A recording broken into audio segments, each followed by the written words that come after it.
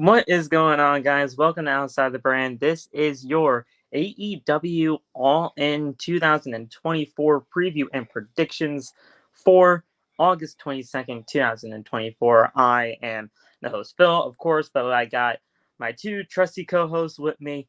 I got Loff over there, and I got TJ here. Guys, what's going on? How y'all feeling? And are you ready for this weekend? It should be a fun show. Yes, sir. Yeah, it's gonna be a good one, man. Um, yeah, I'm not gonna lie. There are some matches where I'm definitely gonna be a hater the entire fucking time.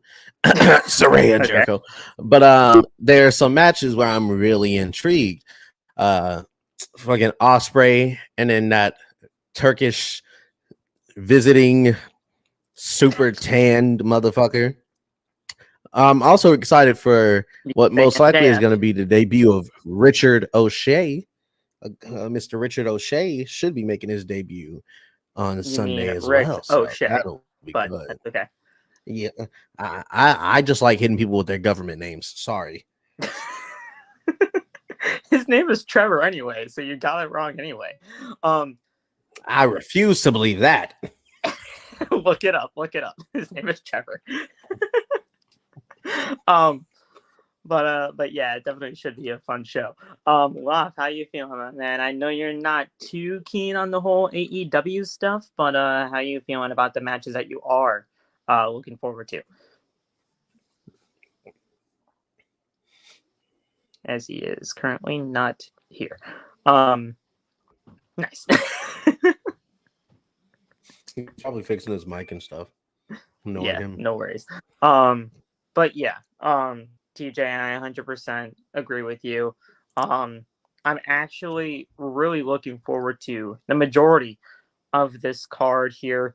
Obviously, the Jericho and Hook match Yeah, is under yeah. some scrutiny, considering that whole FTW championship situation is not really all that great in the eyes of the fans right now. But other than that, we got some really good matches on the card. Obviously, you mentioned MJF and Will Ospreay for the American Championship, which I'm pretty sure is going to just turn right back to the international title when it's all said and done.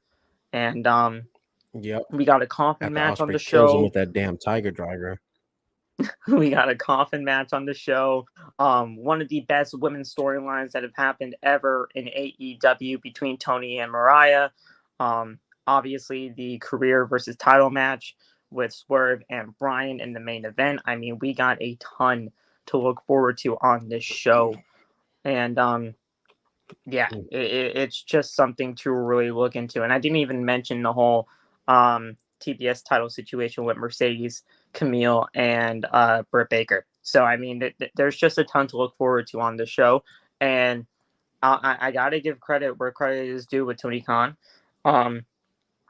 Not many people, I mean, people watch Dynamite, people watch Collision, people watch Rampage, but in terms of what Tony Khan has done throughout the build of AEW All In, he's made things make sense.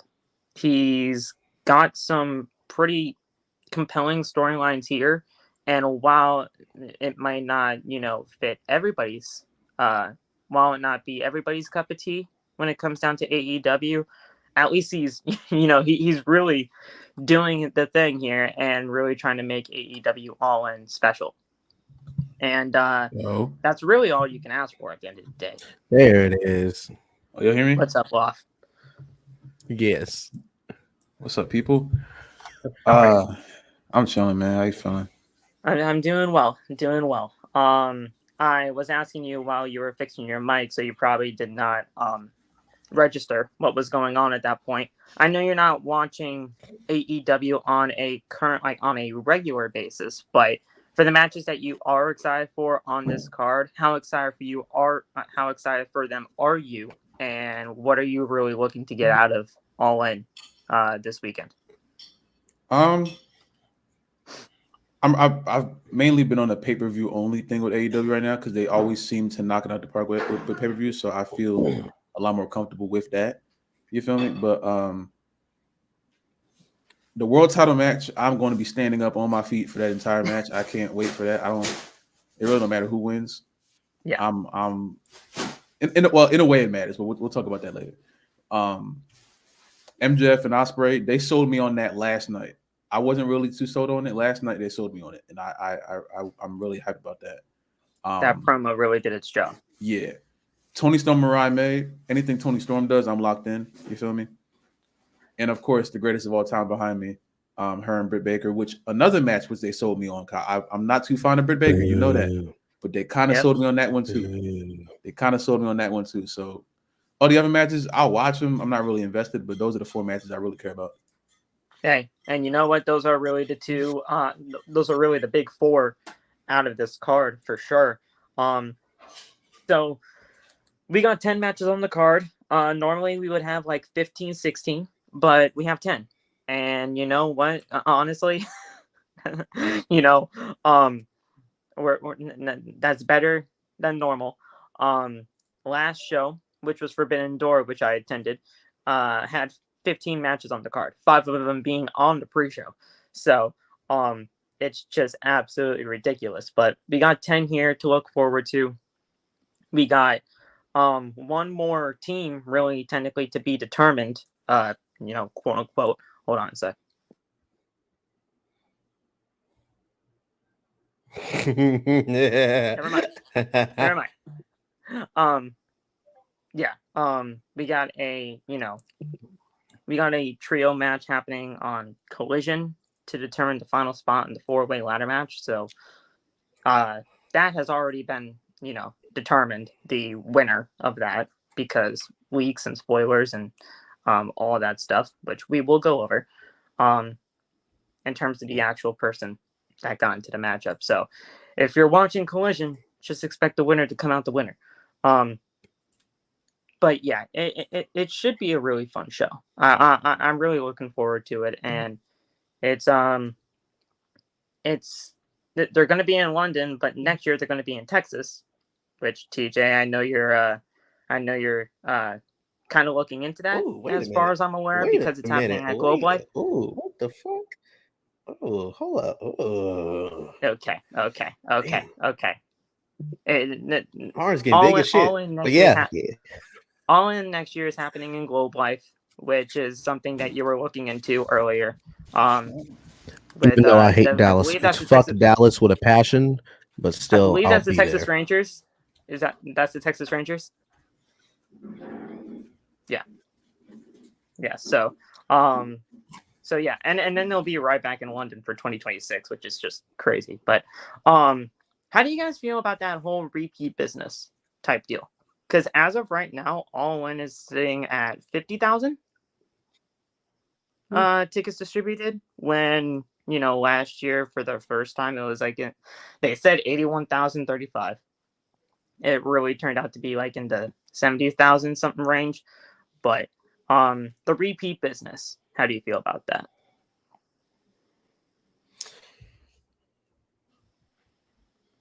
I can see by the silence, it's not really all that great.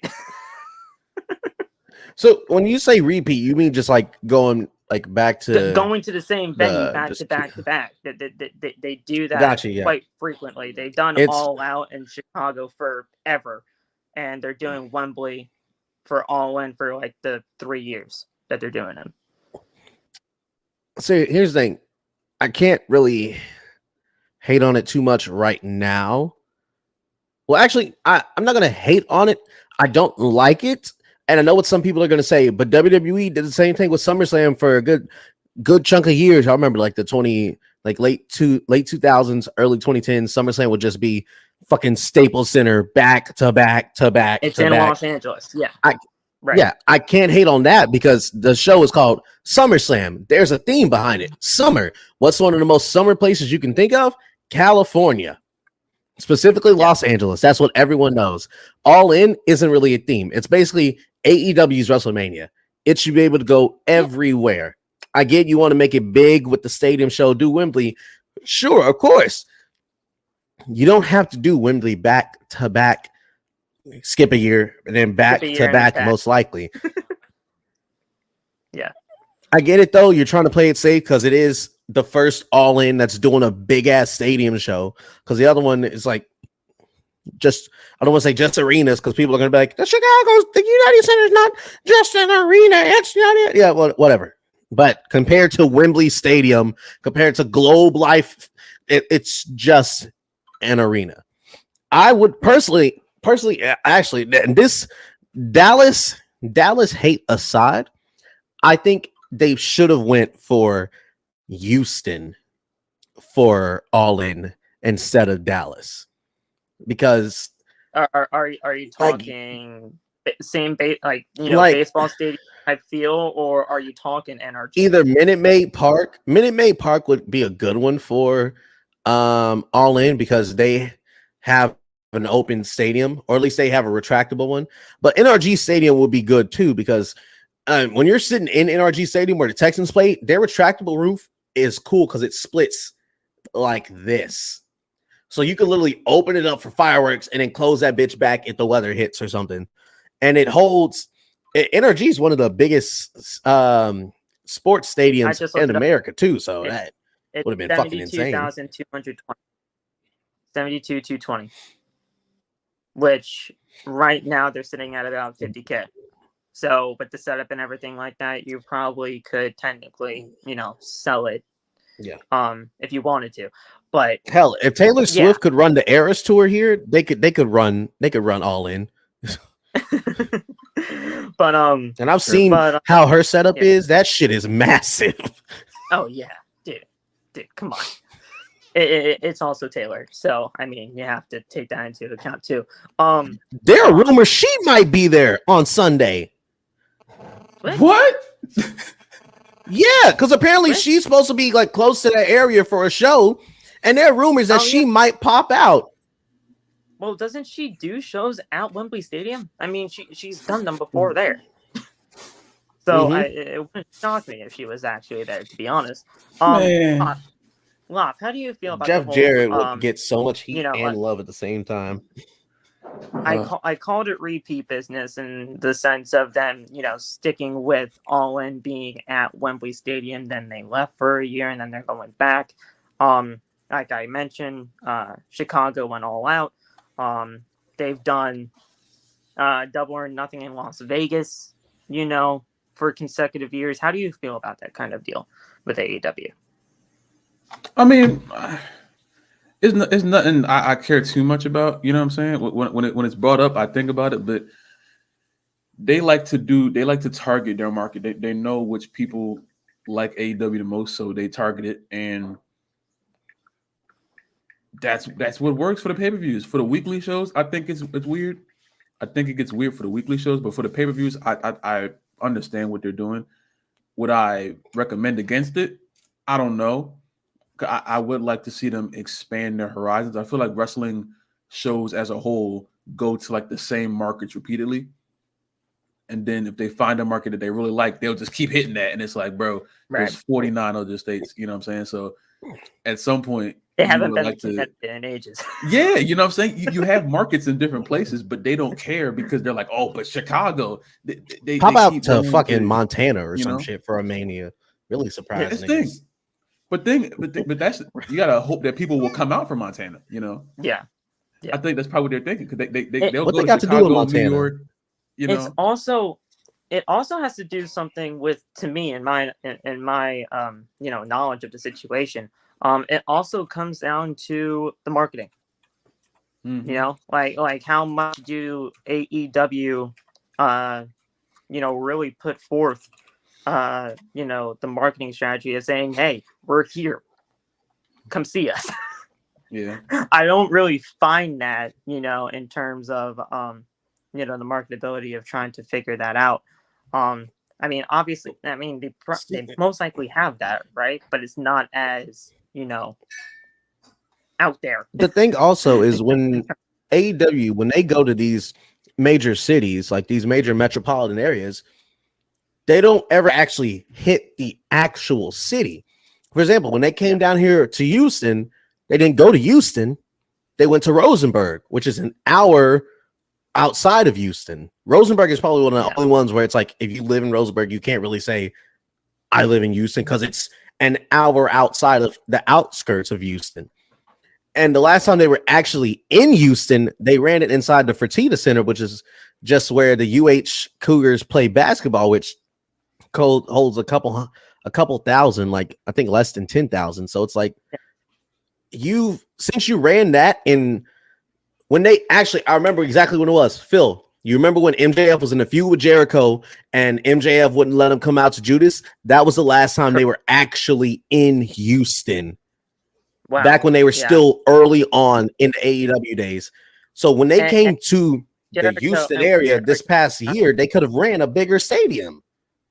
And when Jericho did not come out to Judas that night, that you heard the crowd. They were singing the song as he was walking his way down to the ring. I mean, like because the music wasn't playing, they sang him down.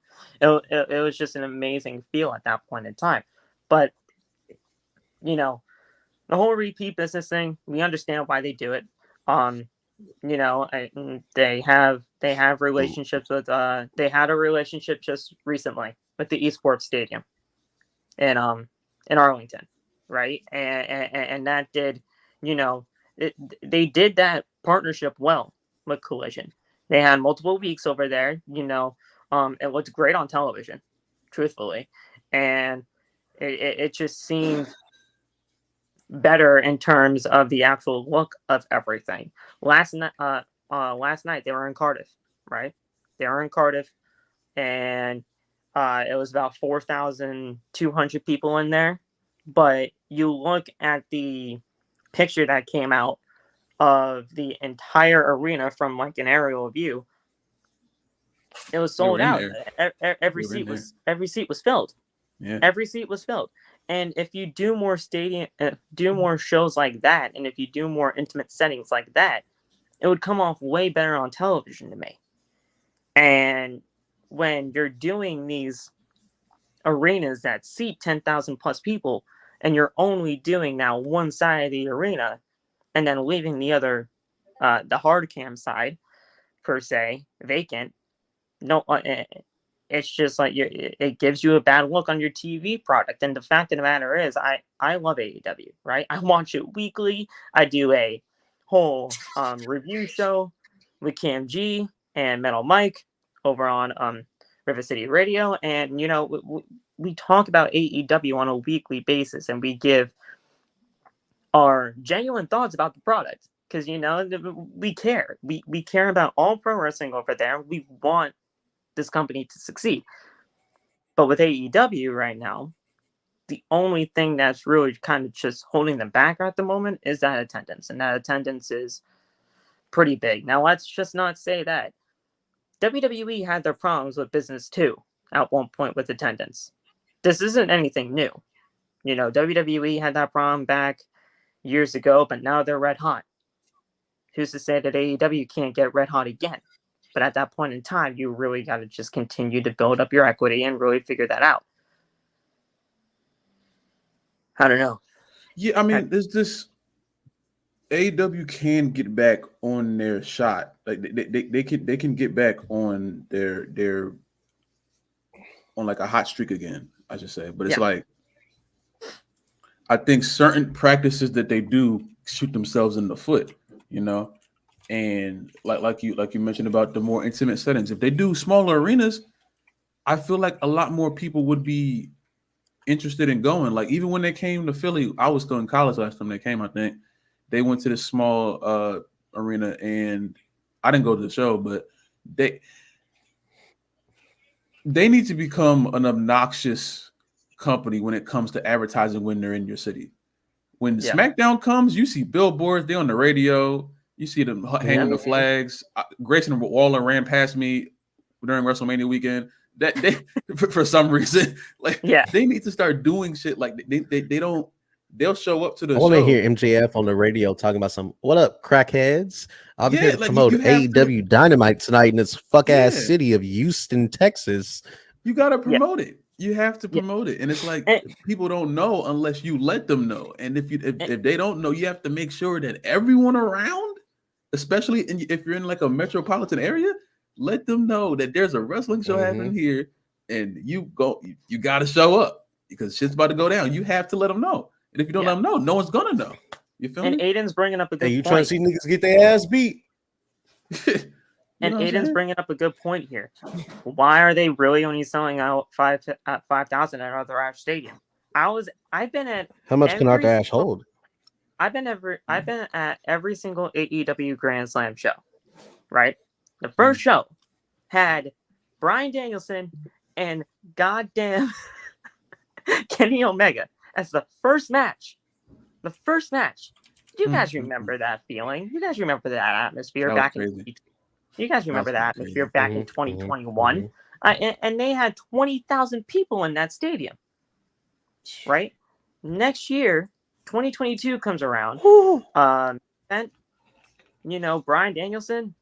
Well, the main event of that Dynamite, Bryan Danielson and Jon Moxley, tournament final for the vacant AEW World Title.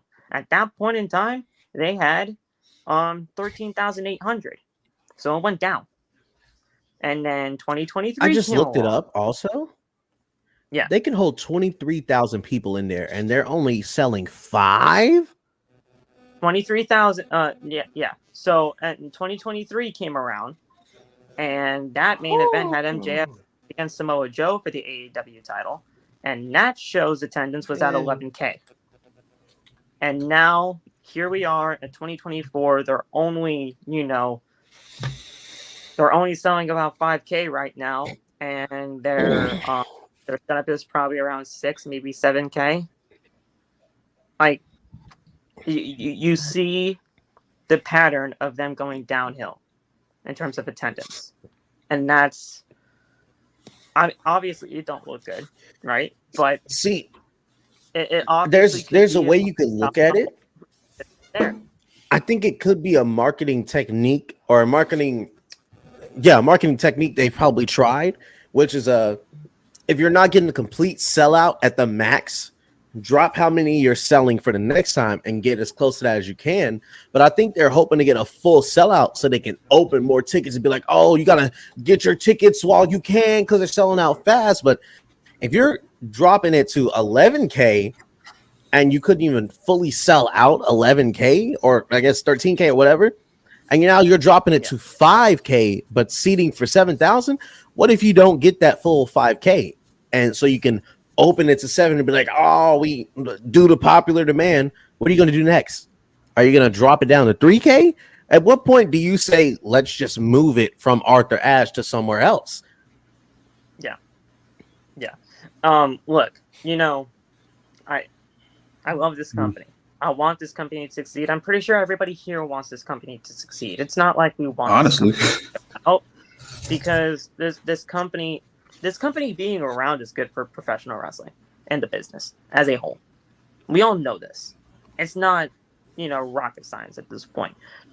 But, after AEW All In is said and done, what's going to be the follow-up? What's going to be the aftermath? How is AEW really? You know what it is? Yeah, a big thing that has caused this, and again, well, I don't have to worry about it with our fan base. I know they'll understand what I mean, but for some reason we have someone in here who's not a part of the usual audience. This is not a dig on AEW. I'm not a tribalist. I love all wrestling, but AEW right now is what NXT was a few years ago, or I guess main roster / NXT, which is you're worried about. How do I word this correctly? You're not completely focused on the stories you're telling, and the stories you are telling are not as compelling as you think they are, or they're the same run-around repeat stories. For example, MJF. I used to love MJF. He's a cookie cutter now. He comes out, it's the same fucking promo. Your name is stupid. It sounds like this. Oh, watch your girlfriend or your mother. I'm gonna fuck her. Also, I run this business. I'm the heart of AEW. Now I'm gonna drop it back down from a yell and be like, but hey, come touch me if you want to. Oh, you can't because I'm slick and conniving. You can't get me. I got the ring. Whereas on the flip side, I got the ring. I got the ring. Pop, pop, pop. Whereas on the flip side, NXT is what AEW was in 2021. Stories, compelling stories, a women's division that matters. Because in 2021, AEW's women's division was still getting love. But now they flipped. Tony is only worried about bringing in big names, and it feels like you're just bringing in these names so that WWE can't have them, and it's hurting you because you're getting all these stars. If you're not putting them in good storylines, you get a situation like we have with Ricky Starks. Tony said today, Ricky's still under contract. I'd love to have Ricky on the show. You're the booker. You literally write the show. And it's not even a situation where he can be like, well, it's not just me. I have other writers. You're the owner and chairman of the company. You get final say of what goes on that screen. So even if your writers are like, oh, we just don't have something for Ricky, you could literally be like, okay, I'm going to slot out 10 minutes of time, give Ricky a mic, and let him go out there and promote himself so we can keep his name in mouths, so we can keep the stock under him. But you're not even doing that. Why? Because you just don't want Ricky to go to WWE because you know he has friends over there. He has his best friend in Jade Cargill and Cody Rhodes, and Sean's probably sending the fucking house to Ricky. Shout out College Football 25. He's sending the damn house every week to that man. Look, here's the thing. I get it, right? You know, Tony Khan is the booker. Tony Khan has every right to put Ricky Starks on television, even like, you know, when he's under contract and everything like that. I've talked to many people about this situation, right? We all know that we're pretty much aware that Ricky Starks is going to head to WWE once everything is all said and done. He's waiting outside. He's waiting outside the building right now as we speak. We understand that, but I'm guessing Tony Khan is just saying it in a sense of like, all right, I already know this guy's out of here. We already know the guy is gone. So why even try to, you know, utilize our assets and put him on television when we all know that he's just going to go to the other side? That, you know, I get that. You know, I get that. But when you have somebody as good as Ricky Starks, you want to utilize him and you want to use him to the best of his ability. And you really did not do that. Mm-hmm. You know, they pitched a thing to him apparently about a whole breakup thing with him and Big Bill. He didn't want to do that, or they didn't want to do that, or whatever. You know, something happened there, and then they just didn't want to do anything there. But you have people here that were day one people, like the Lucha Bros, for example. They were day one.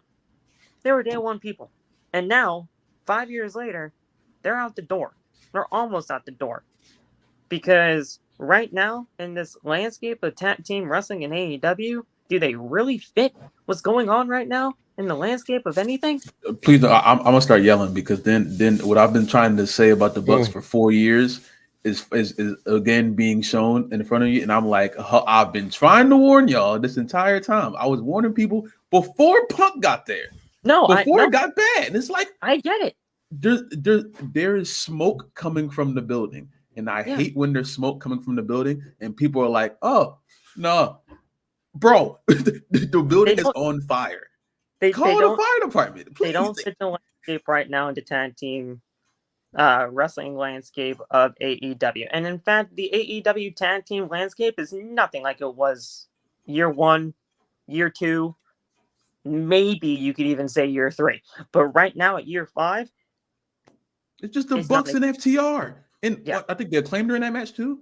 Yep. And I'm like, bro. And Max. It's only Max. It has nothing to do with that annoying ass motherfucker. I cannot. Well. Anthony Bowens is beloved by everybody. It's Max. Who's in? It's just me. Oh, okay. It's you? Okay. Okay. Okay. Because I was like, I'm pretty sure is invading us. But not that's what I was worried about because they have, when it comes down to people like what's up, Joe? Ricochet comes in probably tomorrow, you know? Yeah. Ricochet comes in tomorrow. I assume Bobby's going to be there. I have a small suspicion that Becky Lynch is going to be there, and I'll be happy about that for a separate reason. We'll talk about that at a different point.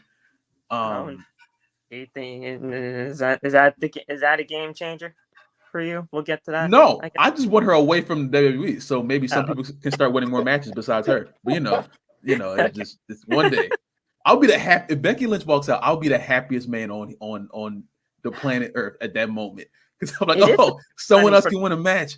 Oh, wow, we can continue. Match. But nah, it's just it is a big signing if they get that. Oh, done. absolutely. But I would love to see how Tony Khan decides how he's going to book Becky and Mercedes when he can't keep them both at here. Somebody's going to have to lose. Somebody's going to have to get less money and lose. And I don't know how he's going to do that, but that's tough. And Aiden asked a question earlier and then I'll go to the updated chat as much as we have it here. Aiden, that whole Australia thing, that's only a rumor right now.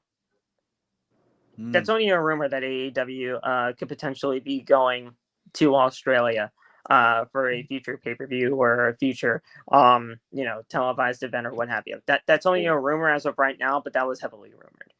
I already know what the fuck is going to happen too. They had 3 possible stadiums for something, which it would be really cool to see. Don't get me wrong, but that's really only a rumor as of right now. Y'all motherfuckers better not be out there talking about something. Oh, Rhea's gonna be at the Auburn in Sydney. Oh my god, she's finally gonna join, buddy. No, shut up, shut, bro. Shut the fuck up. I was mad because Thunder Rosa went on this interview and she was like, "Oh, the WWE is following our every move." I'm like, first of all, bro, I'm gonna be honest with y'all. If the WWE wanted to follow AEW around and eclipse them every week, they would do it. If Triple H wanted to mess with Tony Khan, Triple H would do it because he's petty and he doesn't like. I don't like using that word because petty is not the correct usage. They just don't like each other. But if Triple H wanted to follow Tony Khan around and embarrass him every week, there's nothing stopping Triple H from doing that. AEW can't be like, we want competition. Then when Triple H goes, okay, I'll give you competition, they go, oh, WWE. Oh, you hit me too hard. Oh, why you hit me that hard? You just said hit, so I hit you. Like that's my issue. That holiday tour, 5 minutes away. That is kind of crazy business. If but it's scared about a holiday tour, not even a televised show. No, I'm just look saying in the mirror. Hey, but I'm just saying that's business for you, baby. Absolutely, they do it. It's business, baby. They have if to AEW was in the same position, they'll be doing the exact same thing. It doesn't matter. You know what I'm saying? If AEW was the big entertainment franchise, they would be doing the same. They'll be trying to little bro WWE every chance they have. So I don't understand why it's like, oh, it's not. After they tried to damn near kill TNA with their partnership. So I don't want to hear AEW talking about nothing. They did. They shot TNA pretty bad. We can talk. We can talk about the problems that AEW has that we would like to see fixed all day. We look, at the end of the day, we want this company to succeed, but it's up to Tony Khan and it's up to AEW to really fix their issues with everything that's going on.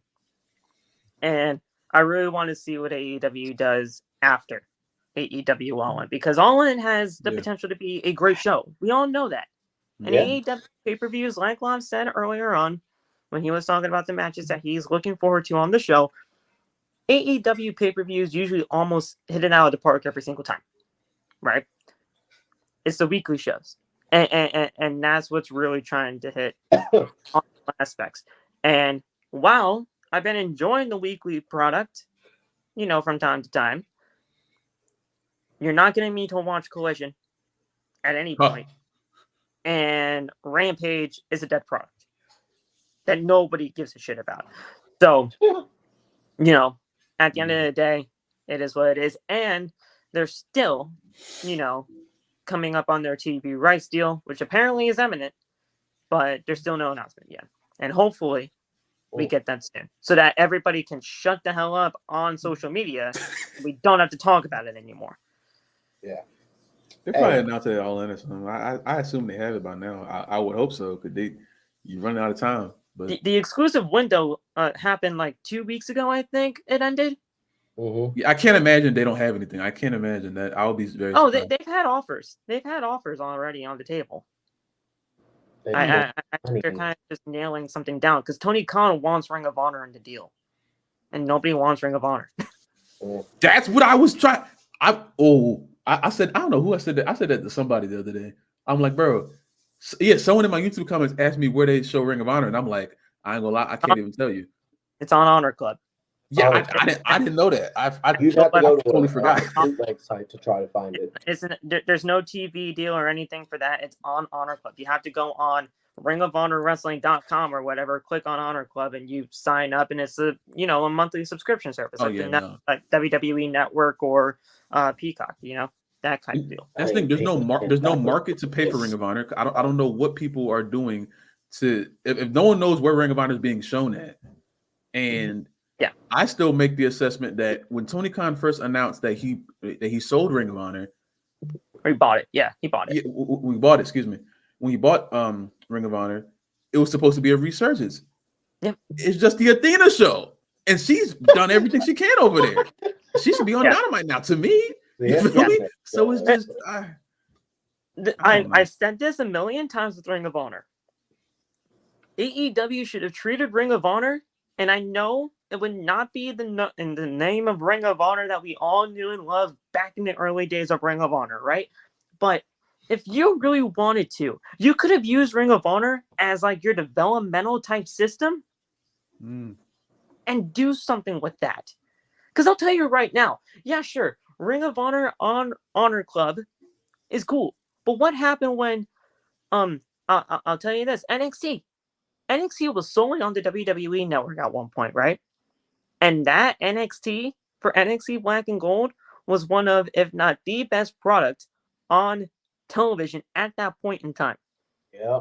That was appointment television, and everybody tuned into the WWE Network for 1 hour to watch what Triple H and whoever else was running it with him at the time, like William Regal and others were really just doing with that product, right? Then they went to television, and then they did the USA, and what happened.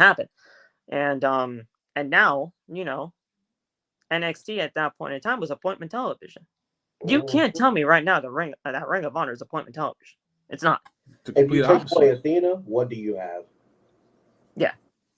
And I'm sure they're doing great matches over there, but it's just there's no desire to watch it live. If I can go on YouTube, cool. You know what I'm saying? If there's a wrestler I know on there, and I'll go on YouTube and watch the match. They could even make it live on YouTube and the Honor Club like they had with Dark. Yes. Oh, yeah. Yeah, and they don't even have Dark and Dark Elevation anymore. That's not even a thing. But, I mean, yeah, you have, let's take we'll get into AEW All In, because that is what the whole meat and potatoes of this is going to be about. But, I do want to, talk about AEW as a whole within this as well, mainly because of the fact we haven't talked to you guys in a while. And mainly, I wanted to get both TJ and Loft's opinions on AEW at this current point, because, Loft doesn't watch the weekly shows, which is perfectly valid, at that point. And TJ, I don't know how much AEW you watch. I don't. But you seem like you try to know what you're talking about. If I can't catch it on Wednesdays, I'm watching the clips on Twitter, so I'm pretty caught up on everything that's going on. At least on Dynamite. Okay. Rampage, Collision, I'm not touching that shit. I'll be straight up with you. Yeah, no, that's fair. But yeah, Ring of Honor World Champion right now, currently Mark Briscoe. Right? Mark Briscoe's a great guy. We love Mark Briscoe. What? You didn't know Mark Briscoe was Ring of Honor World Champ? That's an incentive for me to watch. I did not know he was world champion. Yeah, what? That's crazy. He's the Ring of Honor right now. Shout out, bro. He won it. He won it in Philadelphia at Supercard of Honor. What? Yeah. Wait, during Mania weekend? Wow, that's your hood. That's you. We were here. Y'all were here with me. Yeah. What? Wait, Mania weekend? Yeah. The Supercard show? Yeah, oh no, this Sienna fault. Because why she ain't tell us she was there. Yeah, it's her fault. Where are we at? We over there fucking main event. David Buster's talking about something. We're playing pro. Meanwhile, Mark Briscoe's like, I did it for my brother. I did it, y'all. And we're just like, where were we at during Supercard of Honor? It was probably David Buster's. No, SmackDown. SmackDown was on it. It was Friday night. We were at SmackDown. Right. We were at SmackDown. Okay. It was Mark Briscoe versus Eddie Kingston. Eddie Kingston was the champion at the time. Okay. What? I remember that. I remember Eddie. I remember Eddie. You gotta stop saying what. This is news to me, man. What the fuck is going on that show, man? The Ring of Honor World Television Champion, I didn't even realize this championship was a thing, was Atlantis Jr.? Who's that? Who? I don't know. Who's Atlantis Jr.? I do not know. Wait. I got to do the thing. Who are these niggas?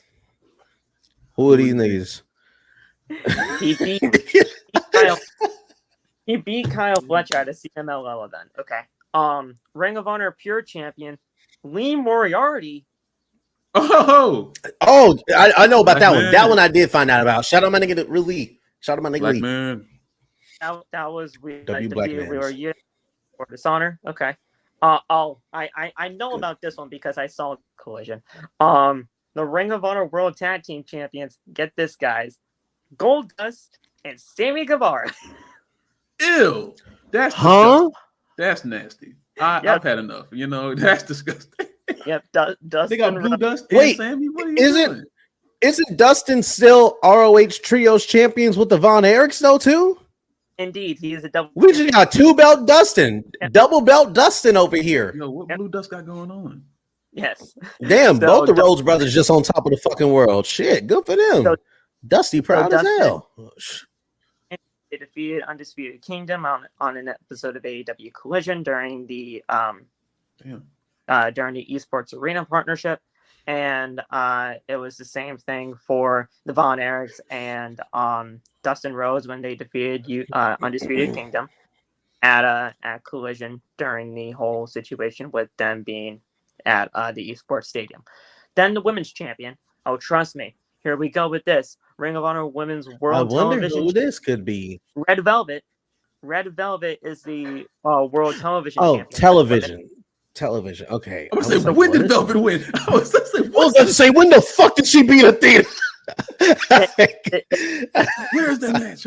I have 2 women's championships for Ring of Honor. World Television is Red Velvet. So there you go off with that one. I know you love Red Velvet. And then Athena, who's held the title for 618 days when she defeated Martinez back at Final Battle 2022. God damn.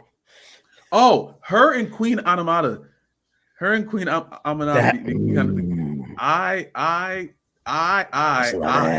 Tony, And keep in mind, Battle was back in December of 2022. So yeah, just take in mind of that.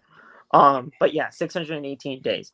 Look, Ring of Honor, I get why Tony Khan wants that, wants the library to be a part of I get that. I understand that. And I want this TV deal to be special for AEW because this is really going to be a huge test, right? Mm-hmm. To see what AEW can bring to the forefront now that the first television deal is done and now they're going on to their second. I just hope that it gets done, and I just hope that it actually happens soon because I am done talking about it and I don't want to talk about it anymore on social media with people. Because if it don't happen, Tony will have to start just begging at this point.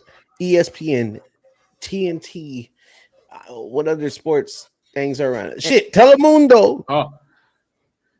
Hey, Telemundo got a market. That's how I watched Raw back in 2010. I watched Raw exclusively on Telemundo for about a year. 3 a.m. on Telemundo? Nigga, I was locked in. Yo soy Michael Cole y Jerry Lawler. Bienvenidos a Monday Night Raw. I was in the crib, hype as hell. That's what I'm talking about. Shout out Telemundo. And what these two say, turn AEW product my thoughts. Okay, I am trying my best. Bro, put me off on the commentary table for AEW. We'll get the market up real quick. What up, niggas? Y'all ready for some action in this motherfucker? Welcome to AEW Dynamite. Yeah, we start this off with the fucking baddest of them all, Mercedes Moné. Hit the goddamn music. Do the dance, niggas. Do the dance. I had that whole market turned upside down. You give me that creative book, I can fix this company in about 15 minutes. Tony needs some niggas on the mic. That's what it is. Niggas on commentary. Knock. I gotta get me, some more people. Look, Crazy, Phil said, I need some more white people on this show. I can't say the words they're saying. I need to figure this out. Okay. Look, we're gonna talk all in. Okay. We spent 46 minutes just talking about AEW as a whole and Ring of Honor and everything like that. And we get it. I understand. All in. Get to the freaking predictions. We'll get. Before we do that, y'all like up the stream.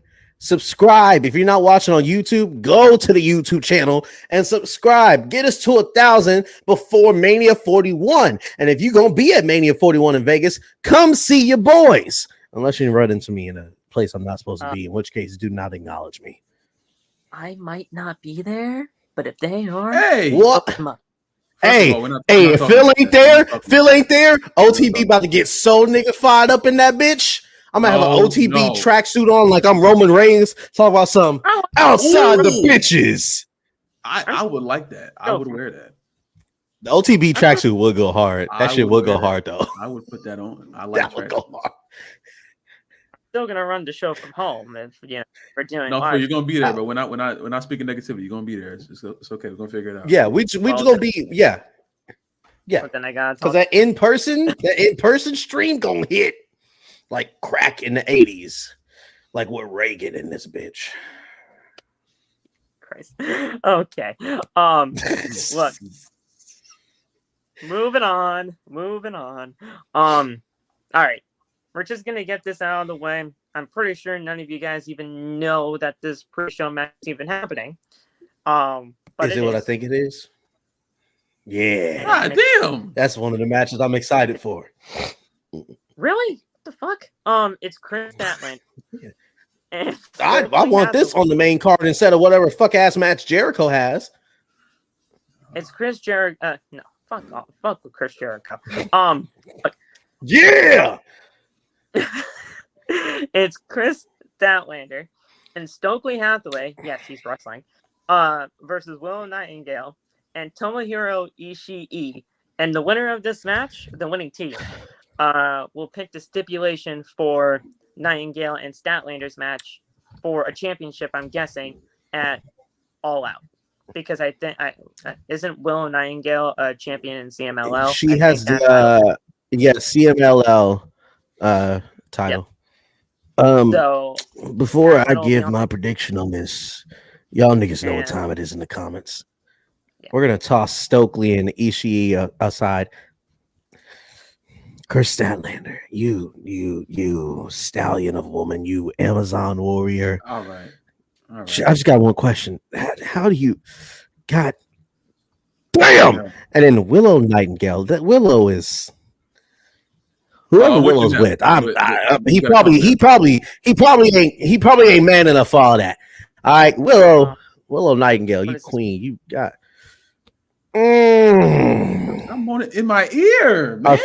I'm not moaning. God damn it! I'm just collecting my thoughts. Don't collect nothing. That is.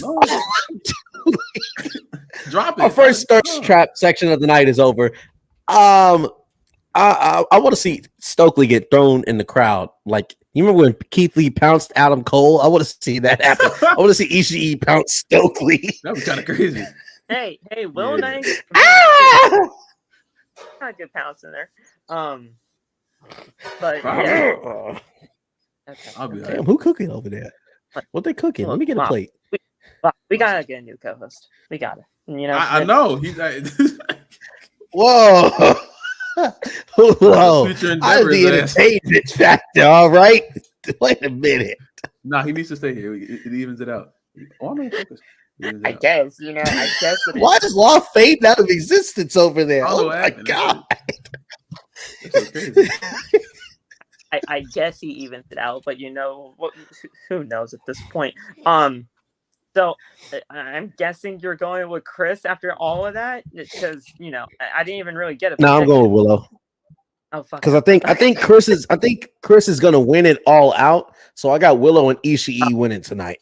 I feel like obviously Stokely's gonna take the damn pin. The show's on Sunday. Did I say tonight? Yes, you did. Oh shit! It's Thursday. Damn, not me spoiling the show for y'all. Then shit. Sorry, y'all. Hey, put your money on Brian. Put your money on Brian for the main event. Don't do that. Y'all niggas lose y'all house. Don't do that. The show's on Sunday. It's Thursday. You just damn, I'm not even close to the day. God. Keep moving. We're good. Keep going. We're good. We're good. Keep going. Well, but yeah, I got Ishii in them. Yeah, Stokely probably gonna get pinned, man. As long as he does like a spiral tap or something cool, I'll be hyped. That'll be fucking amazing. What? I know we can't. You know how crazy that would be. The show. I'm like, get your ass down from there. Apparently, Stokely and Chris had a mixed tag on like this past Rampage or something like that, and Chris did all the work. Like Stokely didn't even get like involved in the match, so who knows? He's getting ready. Play it out. He about to have a full Kenny Omega performance. At all in, and I can't wait. I can't outshine Kenny Omega. Stokely gonna have us saying Kenny who? He might do it. Look, in all fairness though, Kenny, hope you're still doing well. We want you back. Lord, take all of Kenny Omega's pain, double it, and give it to fucking Hulk Hogan. Yeah, I heard about Kenny too. That's freaking scary, bro. It was diverticulitis. Yeah. And he's been gone for months. Great. Yeah. We just hope he gets back as soon as possible. And if he never comes back, if he never comes back, I hope he's healthy. We joke a lot here on this, but when it comes down to that and how serious that is, we all wish Kenny the best of luck.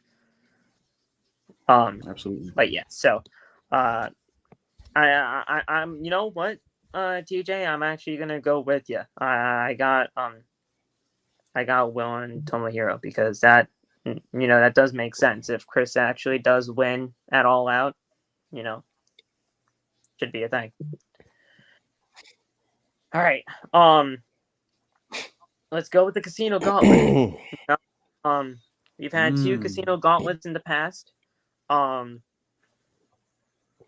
This gauntlet match is unlike any normal gauntlet match that you see. All the participants come in at intervals, and it's one pinfall to a finish. You can have it's a 20-person gauntlet match, but the match could end with like maybe only like 5-6 people out there, and the 2 people and the 2 winners that came out of the first 2 were one person, and that was Will Ospreay. Will Ospreay has been the only person to have won a gauntlet match like this. So, I mean, whoever's going to be walking out the winner of this one, not it's a shot at the AEW World Championship, but it is really the second person ever to win a gauntlet match like this. So, I believe it's 20-man. And whoever wins gets an AEW title shot. We don't know really the participants. Let's just be real. We know 2. I think we got a similar vibe of who we want to win, though.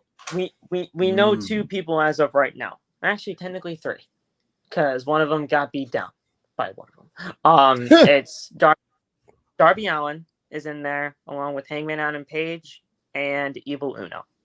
Those are the only 3. Uno. Those are the only 3 we know. Evil Uno got attacked backstage last night on Dynamite because of Hangman Page. So, I'm going Hangman to win this because Hangman, with the future shot at the AEW World Championship and the two people that are fighting for that world title, he has history with them. So I'm going with Hangman.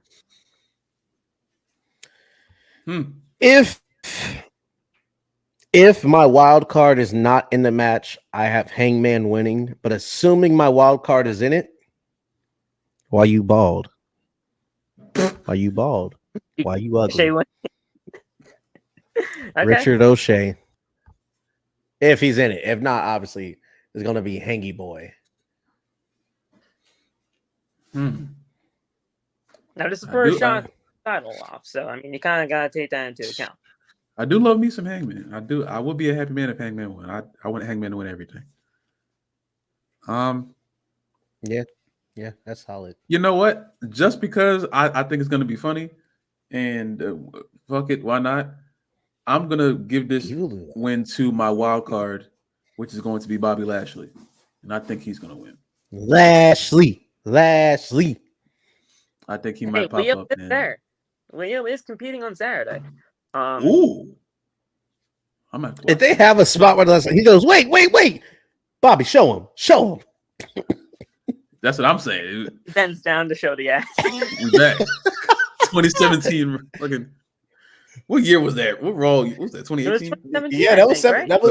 17, 18. God, something like yeah. Man. Yeah. With the headband? No.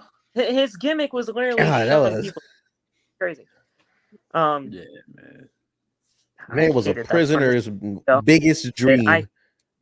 I hated Leo as his manager. I really did. That was so bad. In the moment I hated it, looking back at it, it was very funny.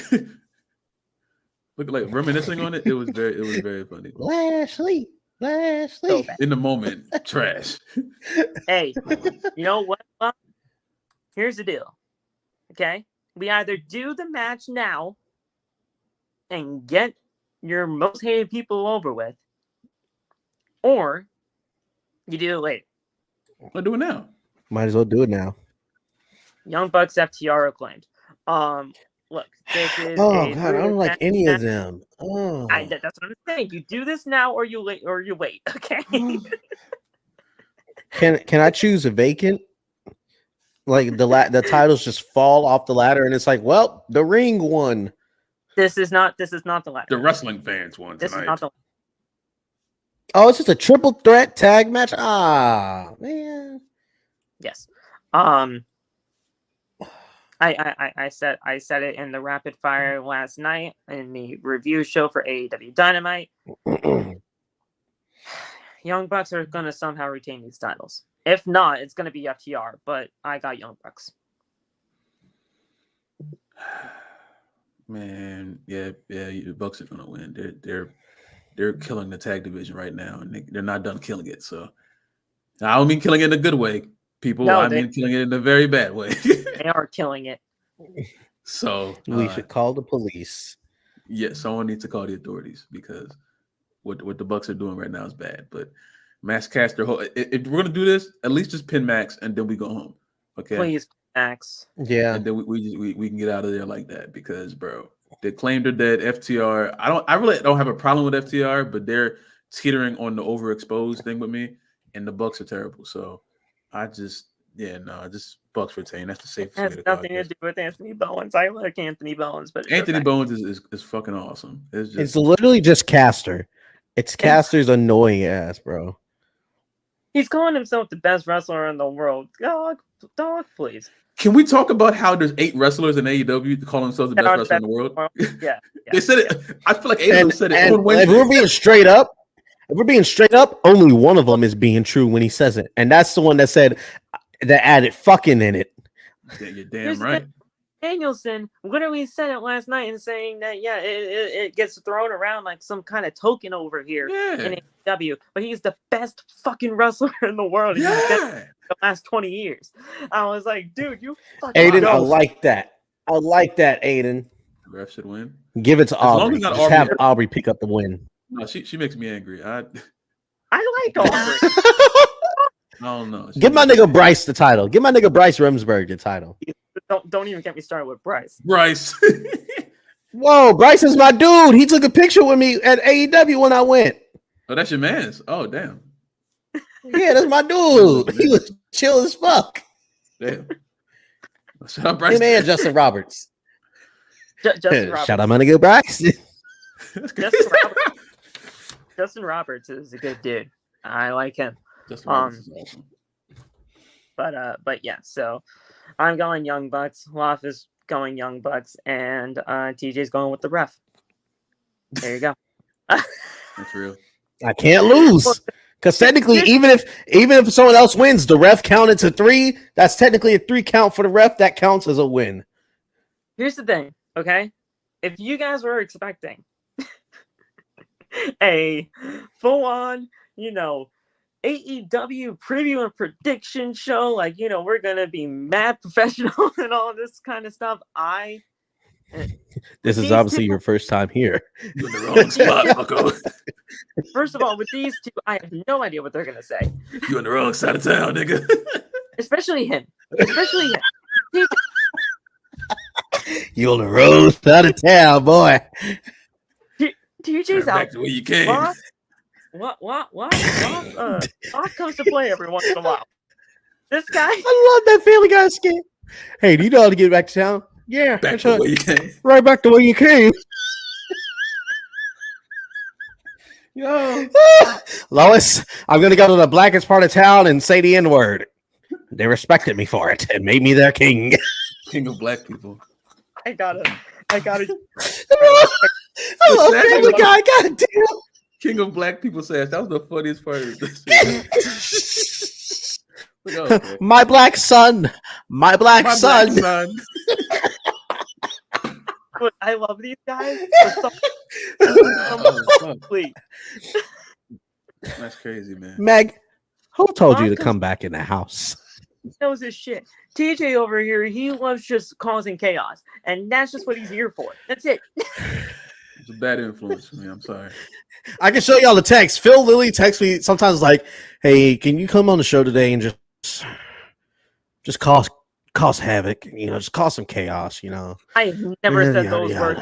That's what Tony Khan said. I'm just like, you know what, Osprey. No, he does. Because sometimes I'm like, Phil, I want to be serious today, though. Phil, I want to have a good show. And Phil's like, no, I need you to act like you lost your goddamn mind every time you say something. I'm just like, I'll do what I have to do.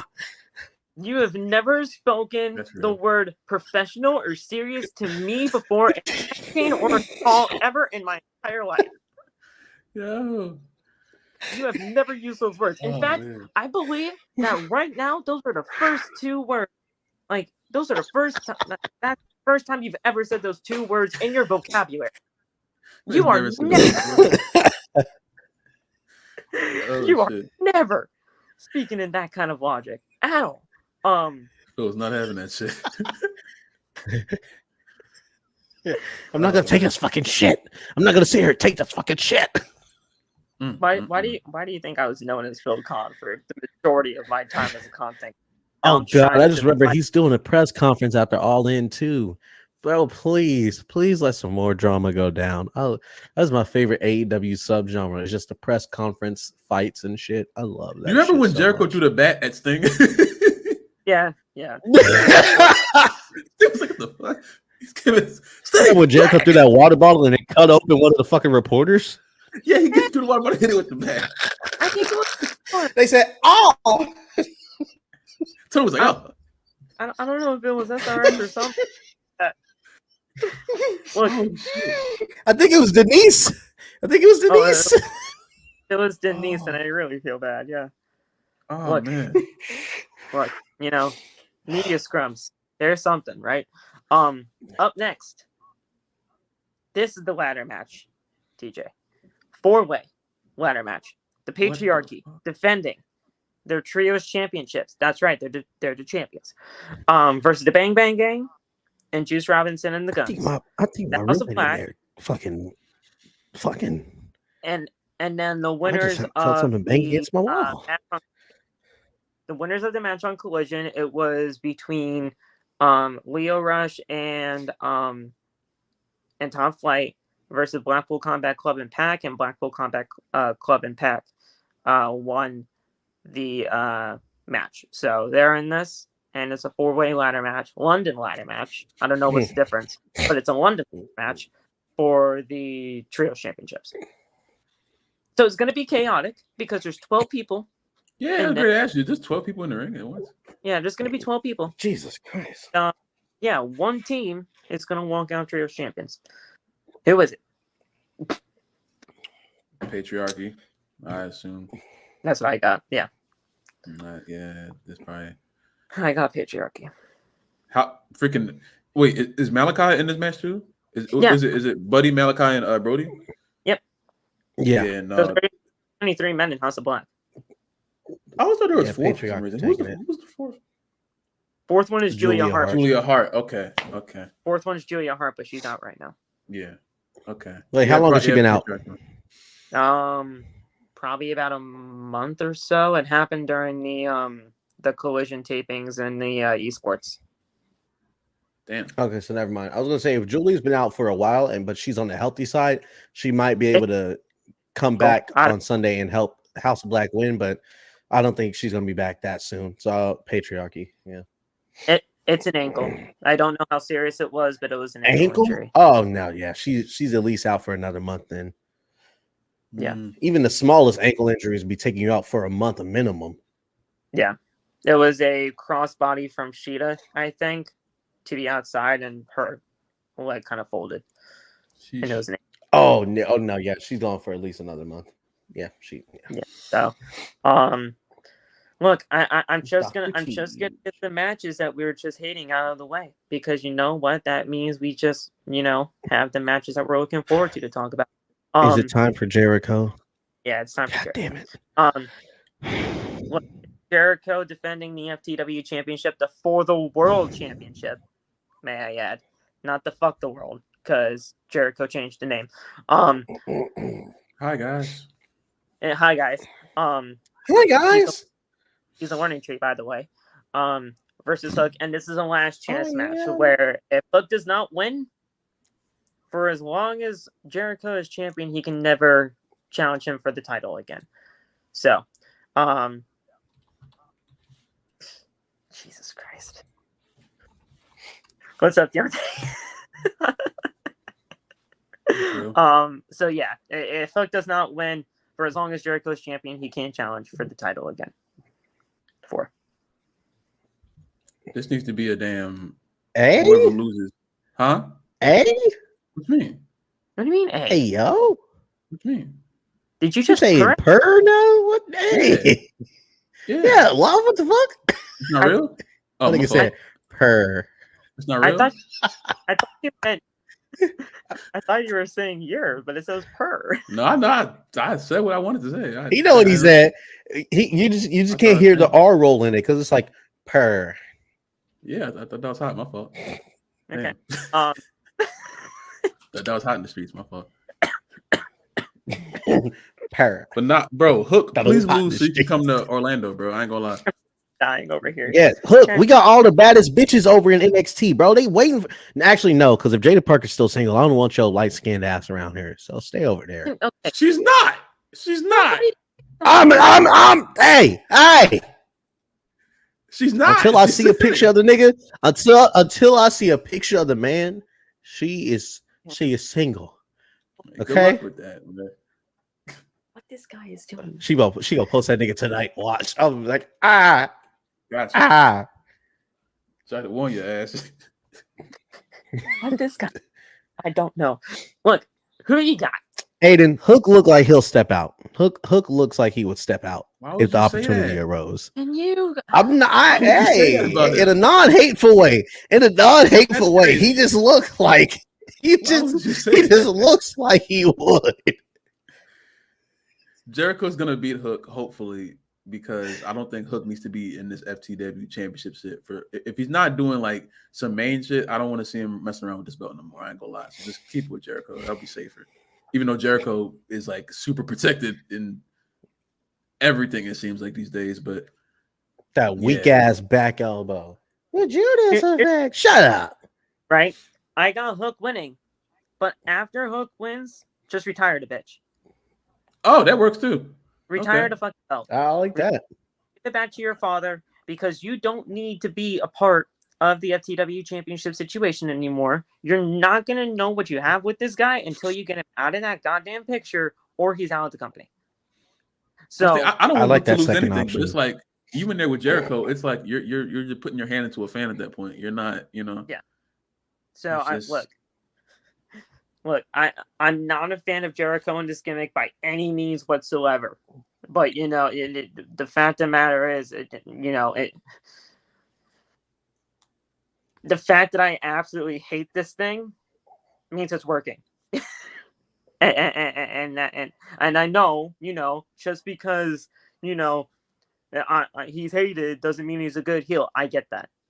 I get that logic, and I respect it, and honestly, I agree. But it's just the fact of the matter of this FTW championship bullshit needs to be done and over with. And whether he retains the title or not, the title's not recognized by the company anyway, so who cares? Yeah, kind of. Yeah. Damn. I want Hook to do something more in AEW. But if he's not going to do anything more in AEW, then besides this FTW championship, get him out of there. He's young. He has... Take Taz with you. He has all the world, at his fingertips when it comes down to what he can do in pro wrestling. But you gotta let him utilize it. Yeah. Give me Michael Cole and Booker T on Raw, and on NXT, give me Taz and Vic Joseph. Look, Michael Cole's most likely going to SmackDown anyway. Oh, thank the Lord. Booker T, I don't know where he's going, but he's so not going to Raw then, because Pat's gone. Yeah. No, but they got some other dude. They got some new dude. Yeah, it's Joe Tessitore. Yeah, but who's gonna be with him? You still need a second person. No, he ain't doing a one-man booth on Raw. That'd be kind of fire. No, Booker T is not. Yeah, it'd be Cole. That's the only thing I trust with that. It's gonna be Tessitore and probably Corey, but look, Tessitore, he's gonna do great on Raw. I have a feeling he's gonna do good,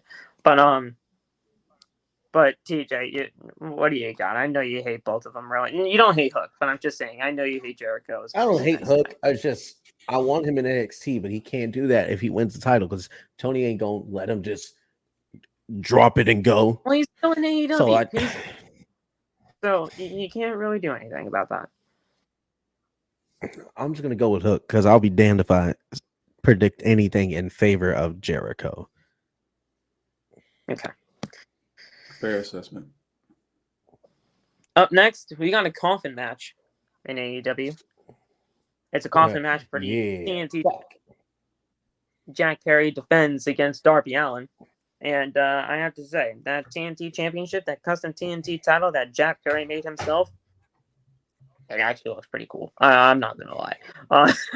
It looks pretty cool. I got Jack Perry retaining. Surprisingly, I know it's a coffin match, and I know Darby, that's kind of his thing, but yeah, I just don't think you're taking that title off of Jack Perry anytime soon, especially with the whole elite stuff. And I got Jack Perry retaining. Hell yeah! Knock off Jeff Hardy's about to get his ass buried. Hey, you respect Darby Allin. No, I do not like that nigga. I do not like that nigga. Watching here, he does not like Darby. What the? When he buried Swerve at All In last year, it was a tag team match. Okay, it was a tag team. I don't give a damn. Yeah, and it was Sting. Okay, Sting was really the one to do it. Sting gets a pass. Darby hit that fuck ass coffin drop onto it when Swerve's back was half in, half out. Fuck Darby. I hope Jack gets his leg trapped on the outside and starts wailing at Darby's leg with the fucking bat. And hey, I have to say this: Darby, in kayfabe, of course, in kayfabe. Darby took the time to talk with me after the fact when I was at an AEW show. Okay, he was great. I don't give a damn what he did. That nigga getting buried on Sunday. Give a darn. Any nigga that fumbled Gigi Dolan is getting buried. I have to respect Bryce, okay? Okay. That's because Bryce ain't out here fumbling bad bitches and shit. Bryce be minding his business, counting to 3 and collecting a check. I'm happy Darby's alive. That man's been through a lot in the past few months. Yeah, he has. He really was trying to go on Mount Everest, and his foot said, no, sit down. He tried to climb Mount Everest, broke his foot. He tried to, get back to AEW, got hung by his feet in the Anarchy in the Arena match or Stadium Stampede, whatever it's called. And then, not only that, but then you got hit by a bus as well. I mean, the guy has just been through the ringer. God be giving this man so many signs, and he'd just be like, well, if only I could read. Like, this coffin match should be fun, for what it is. Who the fuck is beeping now? Damn, I heard that shit. Damn, they targeted Phil's house. Phil about to get it. God damn. Hit the deck. Somebody help me. Hit the deck. Somebody help me. But yeah, Jack Perry.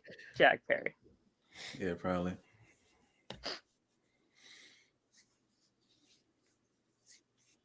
You gonna say a name, TJ, or are you just gonna stand there? Oh, I did. I shot on Darby for 10 minutes saying he was gonna get buried. What? I don't know how more clear I can be than that. Yeah. That's fair. I mean, I guess. All right. Here's a match that you've been waiting for, Loft, because it's the goddamn background of your camera. Oh, here we go. Main event number Phil, 1. Wait, Loft, before you get into this, Phil, I'm sorry for what you're about to hear against your favorite, because we know how you feel about Britt. Oh, her name about to get drugged through the fucking mud. Mercedes is winning this, as she should. This is about to be. Hey, I'm talking about squat. No, she ain't gonna squash it, but I'll second you on that. I want to see a squash.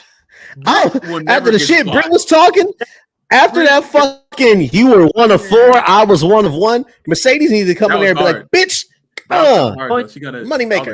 Britt Baker absolutely annihilated Mercedes on the mic last. That was a good ass promo, Britt. Well, Mercedes' strong suit was never the mic. We got to remember that.